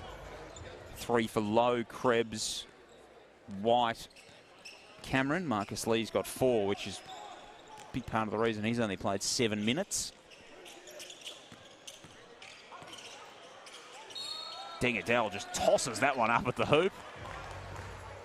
Good move. He realized that he was going to be able to scoop his hand up underneath and create that contact across the forearm. And I like what Justin Schuler's done with respect to Tyrell Harrison. I think we realize now that Tyrell is an impact player and feels good. There's no need to burn him down now. Again, get him some good run. Let him get some rest, get ready for the next day. But most importantly, we want him to play in 85% of the regular season games. I'm sure you can do the math times 0.85 times the number of games in the season, Joel, and come up with the figure. I'm sorry for just going with the nerd. I apologize if I offended you on the nerd front. I like nerds. I'm a basketball nerd. I think it'll be about 23 for what it's worth. Okay, there we go. But I'll pull out the calculator and just verify that for you.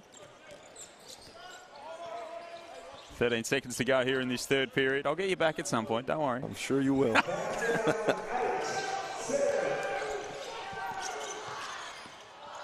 Illy swooping inside. Doesn't get it to go. Alia's on clean-up duty. And three-quarter time rolls around.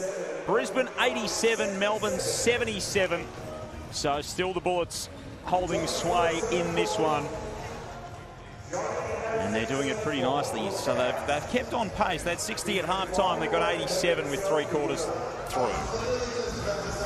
So they found a nice offensive rhythm. Or Melbourne United have been unable to find a disruptive defensive scheme. And the Bullets are well on their way to winning this game unless Melbourne United can heat it up from the three-point line. But even from there, they're icy cold, Joel. Just 4 of 18 for 22%. Not shooting bad from the 2. It's just right now the numbers aren't adding up. Brisbane, on the other hand, they haven't been great, but 6 of 16 is good enough at 37%. There's no Chris Golding out there, their premier three-point shooter. Dean Vickerman just standing at the back of the huddle watching things unfold. The young man having a shot at half court. Almost banked that in off the shot clock. That would have been very impressive. Almost knocked the shot clock off its mounting and it just tumbled in. There's Justin Schuler. He's chatting to his team. This guy going for the half-court shot knows what he's doing out here. I couldn't believe that. Bang! There we go. So he started by trying to bank it in off the shot clock, and he's finished by just nyloning the thing. Joe, you could see he had his radar locked in. I don't know what he's going to win. Got himself a surfboard. That's a good haul. Maybe don't go over there tonight and try and catch a wave. Wait till tomorrow. I'll check the swell. Gave it the shuckers as well. Good job, young man. Here we go. Fires it. Give me some. Oh, Jack McVeigh hit your heart out. Pow. Look at that. Boarded everything. Beautiful bit of work from that young man. He was very happy with his work too. And rightly so. So a bit of fun at three-quarter time. He returns to the stands here at the Gold Coast to a very hero's welcome. And so it is into the last quarter here. 87-77.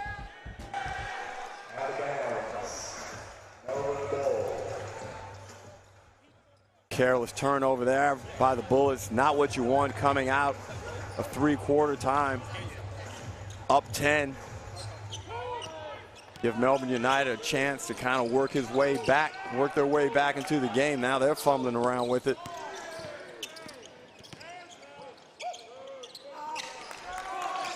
White, Cash from the top. Nice swing of events to open this fourth quarter.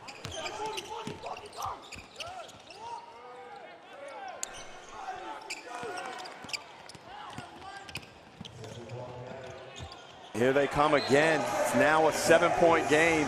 Nice defensive play right there by the Bullets.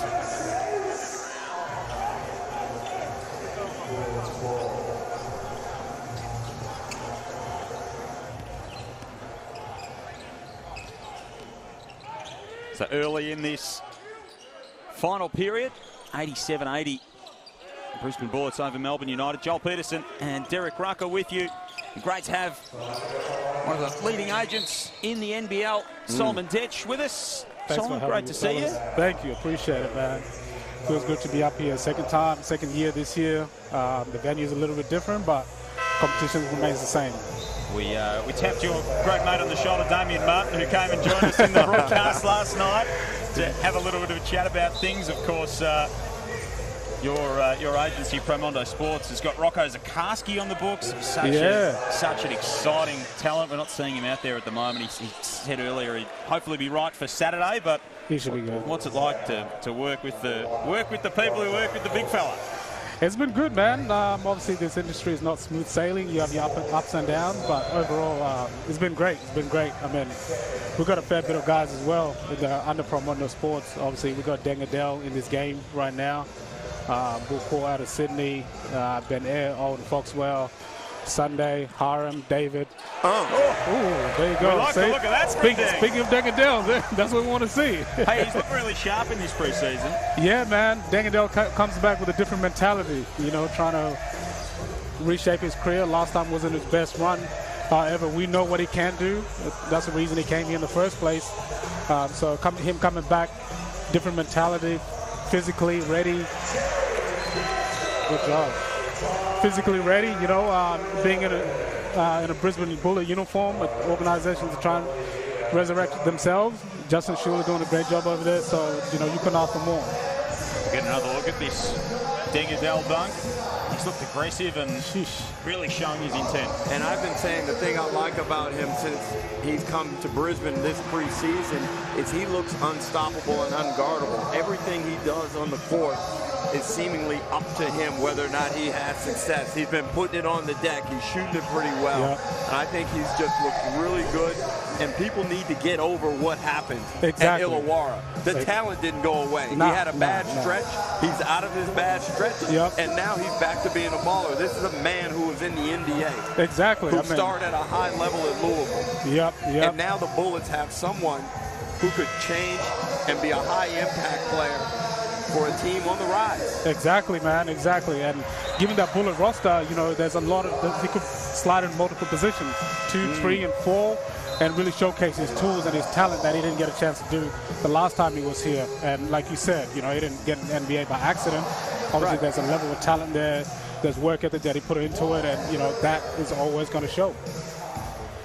Solomon, the South Sudanese influence on the NBL. Yeah. It's been such a story over the last couple of years. It's been so good to see more opportunities for players from this background. Of course, the Olympic campaign. Yeah. What's it meant to the South Sudanese community to have basketball go forward at such a rapid rate?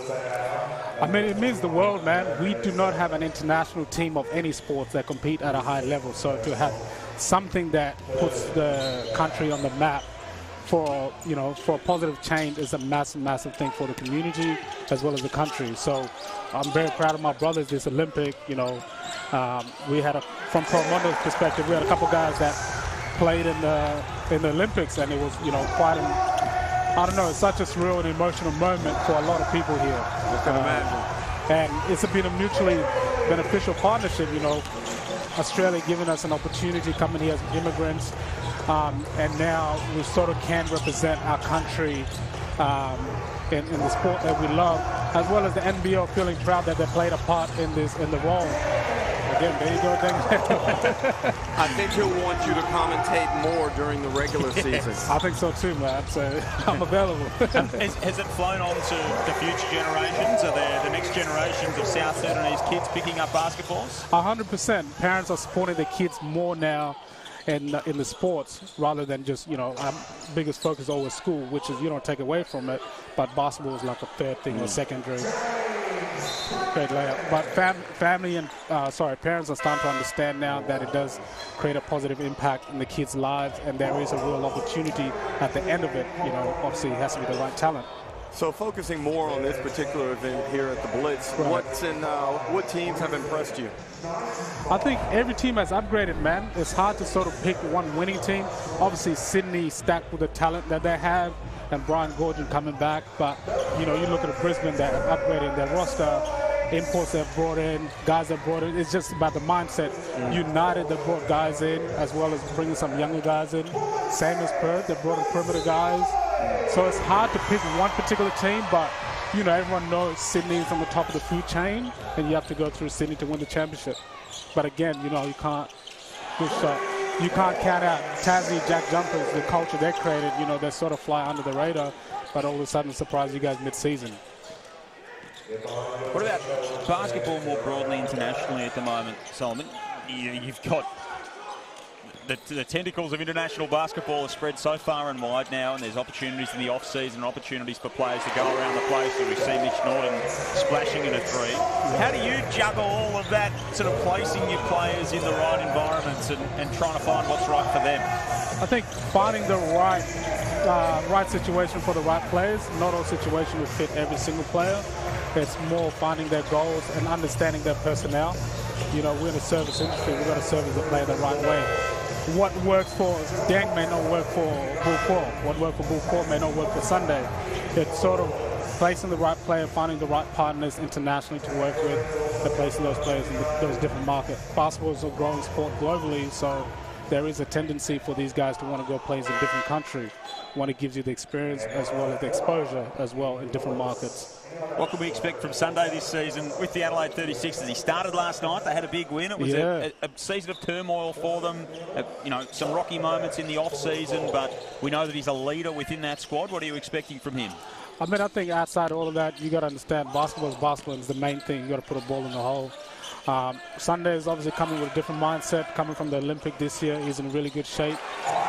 Good shot by Isaac White over there. He's in really good shape mentally and physically. Regardless of what's going on, he's always going to focus on the basketball. And I think we are going to see a more defensive Sunday this year. Not that he's never defensive, but it's just he's in a better shape conditionally this year. That what he did in the Olympics and whatnot has helped him a lot. Well, Solomon, I think there's another aspect to it. Is just the mindset and the mental approach, and you're seeing it with Deng Adel. Yeah. Physically, he looks a lot better because he's in a better place. Obviously, mentally, he's in a place where he probably feels like he can thrive. Exactly. And Sunday's probably going through that right now in Adelaide, where it's like, okay, I can breathe again and play basketball. When you're stifled emotionally or you're stifled mentally, I don't care how talented you are, it's hard for that talent to manifest. 100%, 100%. You couldn't have said it any better. And I think new coaches coming in, them not knowing each other, it's like, let's start on a blank canvas. Yes. You know, so excited for him, excited for all our guys, man. Like, I think we could expect big things from Owen Foxwell Southeast. The name is part of the leadership group. 20 years old. You know, Ben Ayre is always going to have that chip on his shoulder as well. Paul Quall's a fascinating one with the Sydney Kings, yes, because we know what he can do at Cairns. We spoke about it in the call last night. Can we just get him to stay out there more often, because he could be a Defensive Player of the Year calibre player. Just that foul trouble's been good. How do you see sort of his role and his season as it comes up with the Kings? I mean, I think Paul Quall is personally is one of the best two-way players in this league, and given that he's in a more defensive-minded team this year, we will see him in a lot more, because he's not the only one that's aggressive out there that stands out. You know, a team that goes after it, a Brian Goorjian team that's a defensive-minded team. So therefore, he would not stand out as the only one that's being aggressive. So the rest got to have to adjust to that, which I think he knows himself, as well as, you know, Brian Goorjian knows what to do with him as well, with his skill set. So I don't know if that answers your question. But He's been around the block once or twice as Brian Goorjian. It's very exciting. I mean, it's just such an exciting time to see these South Sudanese players blossoming in our competition and all over the world. I mean, the Olympics campaign, the Olympics story was something that was really something to behold. So I think that, you know, as a basketball community and an Australian basketball community, we take a lot of pride in seeing the South Sudanese community on the world stage and doing really well. I know that would certainly mean a lot to the South Sudanese community to be able to have that opportunity, but it's just, it really has been pretty revelatory for our sport. Man, it has been, and I think, you know, Australia should be proud of the role they played in it as well, because, I mean, now, obviously, there's only, 12 spots on a team. You know, these guys have choices. Australia get first dibs on guys that are available in the country that they can select. So, I mean, I'm excited for what's to come. You know, I think we're just scratching the surface. The talent has always been there. It's now being a little bit more highlighted with the national team being present and with the Olympic teams, and obviously the NBL playing a role in that as well. So, where's Prather going up for the lob? He just couldn't finish it. Solomon, really appreciate your time. Thanks for joining us. All the very best for the season, for all of your clients, and we look forward to catching up with you throughout the year. Thanks for having me, fellas. Really appreciate it, man, and hopefully see you guys throughout the season. Absolutely will. Solomon Detch joining us from Primondo Sports here on our coverage of the NBL Blitz. Night 4, Brisbane and Melbourne United. And Brisbane have put up the 100-burger on Melbourne United, which you don't see every day. 103.95. Great to chat to Solomon Detch. Has been such a wonderful story in the last few years to see the emergence of basketball within the South Sudanese community. And it's an interesting point that he makes around Australia, giving people the opportunity to come into the country and make the opportunity for themselves. And yeah, very well articulated, because I had never thought about it from that perspective. Yeah, it is a fascinating story that's only going to continue to grow with the amount of talent and numbers coming through the game. 103.97. Melbourne United making a little bit of a run at this late. A 3-ball here would make things really interesting. Absolutely it would. Krebs, Lee, Clark, Foxwell, White, the lineup out there for Jacob Chance's team. Lee tries to squeeze the pass inside. Good defense, Norton.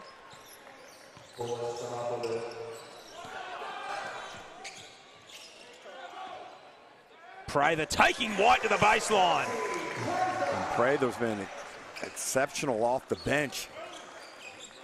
Very efficient. United memberships almost sold out. 3-game memberships are still available.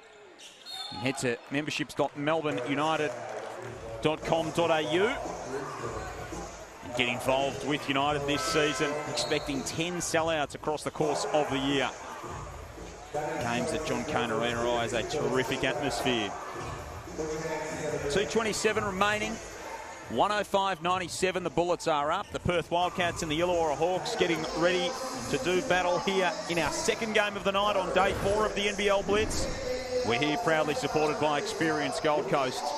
It's yours to experience in this beautiful part of the world. Jack Heverin and Alice Kunek along for the call of our second game this evening. Joel, do you like doing the first game or the second game now that we've had a bit of a dabble at both of them? Partly matchup dependent. I don't mind the first game though. I'm looking forward to, we've done our job. Yep. You've done an outstanding job. And now we get to sit back during game 2 and observe. Perhaps heckle Alice and Jack a little bit. Well, you've heckled me, so you're in good heckling form. Thank you. So you may as well just keep it rolling. I got to get rid of this instigating side of me, you know? Why? We love it. We love it.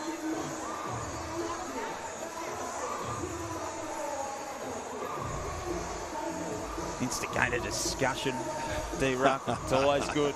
It's always good fun. 105.97. Brisbane up with 2 and change to go. And this is another good opportunity because this is when the heat really is applied during regular season games. You're trying to put a team away, and obviously they're doing everything they can to get back in the game. And Melbourne United on the back of that Krebs free throw, and this one to come, have a chance to cut it to 6. Yeah. We saw this with Perth, New Zealand the other day too, that Perth basically set up the situation. Last 5 minutes, we're down by about 10. Can we claw ourselves back into this game? And Bryce Cotton took over and away they went. So now Melbourne United have set themselves up in a similar spot here where they execute down the stretch here. It's a really good situational look at how to execute in these moments. Even without Golding and Dellavedova out there, who you'd think would both be key parts of what they can do in this time. Illy going back the other way. Swung it to Bowen in the corner. Marcus Lee with his 5th foul. I make that. And a potential area of watch early in the season. Marcus Lee had problems down in Tasmania staying out of foul trouble. They had the ultimate luxury of being able to bring Will Magnay off the bench. That is not the case here in Melbourne United. They need, especially in crunch time, they need Lee to be able to play minutes, and they'll need his rim protection in certain games, not every game, as Illy does a great job in saving that one. Introducing himself to the court wipers. Great job from Bateman at the other end to poke it loose. 6-point ball game. Bullets have been in control for the most part. They had 60 on the board at halftime, 87 at three-quarter time. It slowed down for them a little bit late. Bateman can just about put it away. He hasn't been able to find his proficiency. Only 4 points. Melbourne United need to look after the ball and get a shot on this possession. Back-to-back turnovers. Illy steps back. Harrison inside. Another rebound. 21 and 10. 3 assists, 2 steals for Tyrell Harrison. He has been outstanding. Foul on Lowe.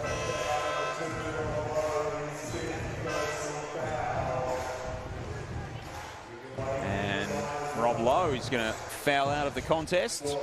So now they're really depleted in the big man stakes. Yeah, this is when if you're 6'6", 6'7", and the coach looks down your way, you look the other way.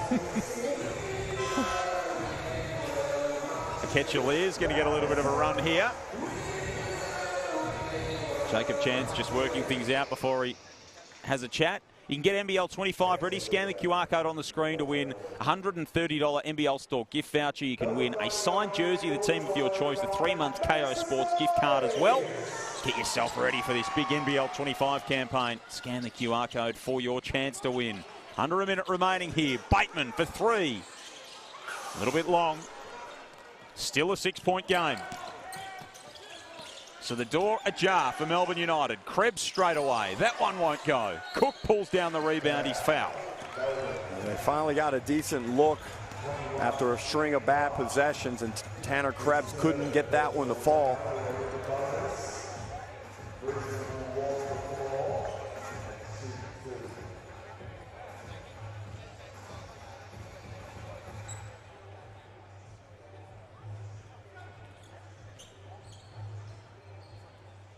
So Cook will go to the line to shoot 2. He's been busy there tonight, Ruck. He's 10 of 10. Yeah, he hasn't done much from the field. Now has 14 points, 11 of 11 from the stripe. And this is one of the games he'll walk away from feeling a little bit weird. I mean, you like to score points.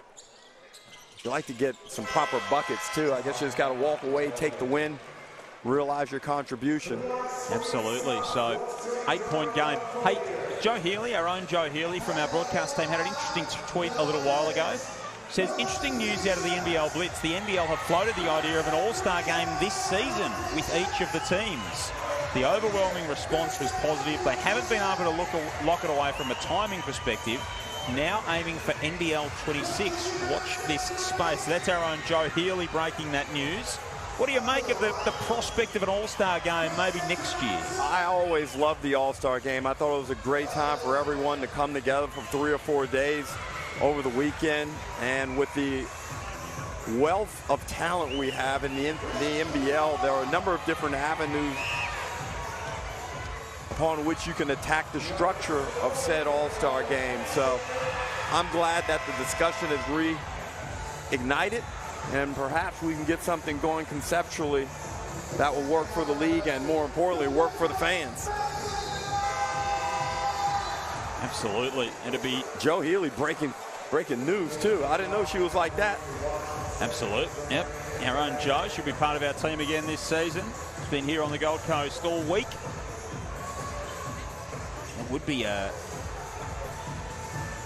really fascinating prospect to see how it shapes out. The format, what else you build around it, where you do it. Three-point contest. Yep. I think there'll be a lot of cities that would be vying for that. Here's Clark. You'd think that he might be in that three-point contest if it gets up.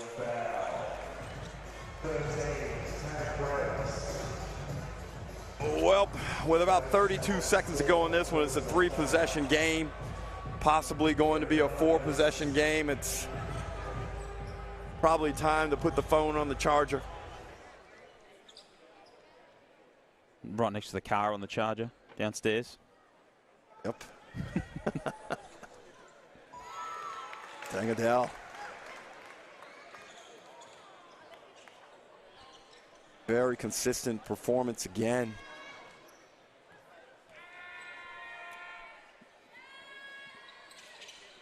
$18 points in a victory. 4 rebounds, 3 assists as well, so getting it done in all facets. Jack White drives inside, gets that to go. And another foul on the play. White's not pleased with the call. What do you, in terms of format, what would you go for the All-Star game? You're a 2-time All-Star game MVP. What would you like the format to return to? I think nowadays it's time to go Australians or local players versus imports. So Aussies, Kiwis, the rest of the world. Yep. That would be fun, wouldn't it? That would be, yeah, that'd be some kind of contest. I'd be torn.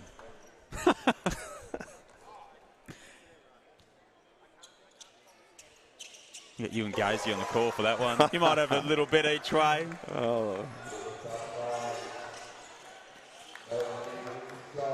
Krebs from downtown, keeping it close. Back to 6 points, I should say. Still 19 seconds remaining, so they're not going away here, Melbourne United. Tanner Krebs with his first 3 of the evening. 42 free throws for Brisbane and 30 for Melbourne, so the referees have been busy in this one. And the Bullets 33 of 42 at the stripe. United 23 of 30 so far. A total of 59 fouls have been called in the game. Rob Lowe's fouled out. Marcus Lee's fouled out. Torrey Smith-Milner's fouled out. Mitch Norton's got 4. Keandre Cook's got 4. Tyrell Harrison's got 4. Tanner Krebs has got 4. And Flynn Cameron's got 4. So the fouls have been coming out left, right and centre. The Perth Wildcats just make their way in front of us. They're getting ready to go next against the Illawarra Hawks. 3 of their young stars, Harris, Henschel and Pepper, leading the way. Tom Jerovich, one of the DPs, suited up for this evening. Good to see Jesse Wagstaff suited up again as well. And they look very serious, the Perth Wildcats. The number 2 player in the competition, according to the man to my left, Bryce Cotton, 32 the other night for BC. Just scores at will. That he does.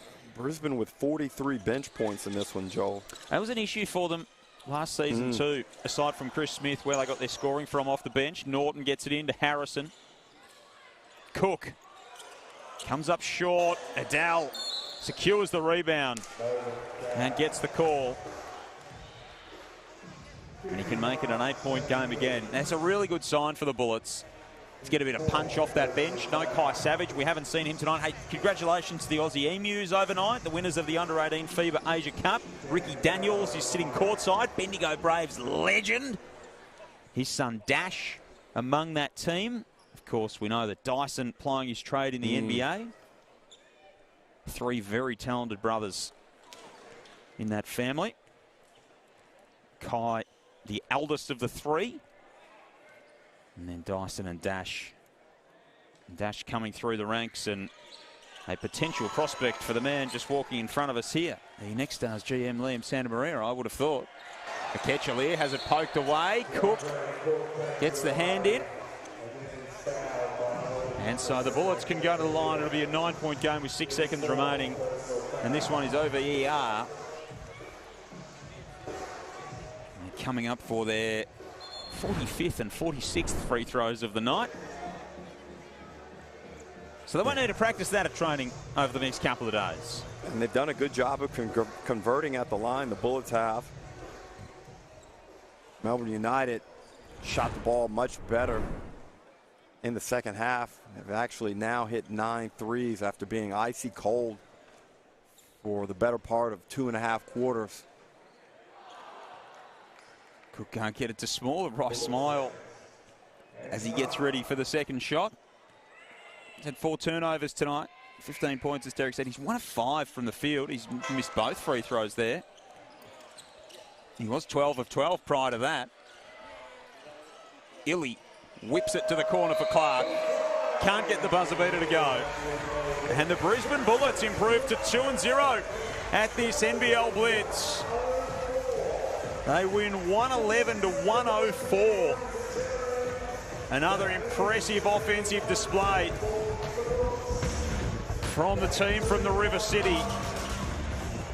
And Tyrell Harrison, the star of the show for much of it. A big double-double, 21 and 10. Couple of blocks, couple of assists. He was excellent early, and he really set things up for Brisbane, Derek. He did, and he established himself early in the game. Got Melbourne United concerned about his interior presence, and then later on the Bullets were able to get outstanding contributions off the bench from Casey Prather, who had 17 points, Isaac White with 14. Both of those guys were 6 of 8 from the field. High efficiency scoring off the bench, and Keandre Cook got himself going in the second half. Bateman didn't have a great scoring game, but was able to get 6 dimes along the way. And overall, Brisbane continued to establish a solid identity, and most importantly, Joel, play winning basketball. That was their mantra coming into this off-season or this pre-season, just to try and get as many W's as possible on their 2-0 here at the Blitz. So they play Cairns on Saturday in the very last game of the competition here on the Gold Coast, with a chance to secure the Bruton Loggins Cup, which would be a really nice start to their campaign. 111-104. Harrison 21 and 10. Dingadell had 19 points, 6 rebounds, 3 assists. Bateman only had 6 points. He was 1 of 9. It was a rough shooting night for James Bateman. He ends up with 4 rebounds and 6 assists. Only the 2 turnovers, which is positive in his 23 minutes. Casey Prather, 17 off the bench. We spoke about what his role could look like, what kind of performance he could put on, and that was exactly as Justin Schuller might like to dial it up throughout the season. Yeah, well, he came off the bench. He played 21 minutes, and that's exactly what I think could be a key to their success. And I think if you look at how he performed, the burden on him physically wasn't so great that it jeopardized his health, and he doesn't take any backward steps in terms of his rehabilitation, trying to get to elite basketball performance. For Melbourne United, 23 from Ian Clark in the end, 50% shooting. I think 2 of 8 from downtown, but getting it done as usual. Jack White, 17 and 13 for the big man. Shea Illy had 19 on 5 of 12 shooting. I think it was really important for Ian Clark to get that amount of usage in a game. It's been a long time since he's been able to let 20 shots fly in a game, and I think that's beneficial for United. I wouldn't mind seeing him getting more usage throughout the course of the season, because he is one of their most efficient players. He's dangerous. He's low maintenance too, and I think this was a big game for him despite the overall team performance. So 111-104. Dingadell, you see, putting a lid on it. He was impressive again. Melbourne, another game. They play the Hawks on Thursday, and then Brisbane plays Cairns. So Cairns, the only team to play 4 games in this pre-season, with Tasmania now having left the building and headed over to Singapore to continue their pre-season campaign. And then, of course, we know that Melbourne open up the season against Tassie on Thursday night in round 1, which is going to be a very exciting prospect. The Bullets have got the Snakes on Saturday, and then they play New Zealand in the opening game of the season, which is going to be a fascinating prospect to see how those 2 teams size up when we get around to round 1 of the campaign. But we've said it a number of times, it would be hard for Justin Schuller to have wanted too much more from the opening 2 games here at the Blitz. He will be ecstatic, and now they get a few days to train and kind of get back to some fundamentals, reinforce some of the defensive values that they're trying to address. But overall, I think he would be really pleased with the fact that the team is trying to do the right thing. They're playing good basketball. They're playing together as a group. They're not trying to do it individually. And I think that was one of the big themes coming into this season. And they look really successful in getting those parts of the game together. Absolutely. Pleasure doing business with you, Ruck. It's always good to see you, Joel. Even if you did shoot me down a couple of times during the call. That's okay. That's okay. We've got plenty of time to settle our scores. We certainly do. Throughout the course of this season. Melbourne United go down to the Brisbane Bullets in the opening game of night 4 of the NBL Blitz. The Perth Wildcats and the Illawarra Hawks. They are out there warming up at the moment. Jack Heverin and Alice Kunek will be along for the call in under 30 minutes from now for game 2 of night 4 here on the NBL Blitz. On behalf of myself, Joel Peterson and Derek Rucker, stick around for that one. It's going to be an absolute ripper. The Bullets 2-0. They beat Melbourne United 111-104.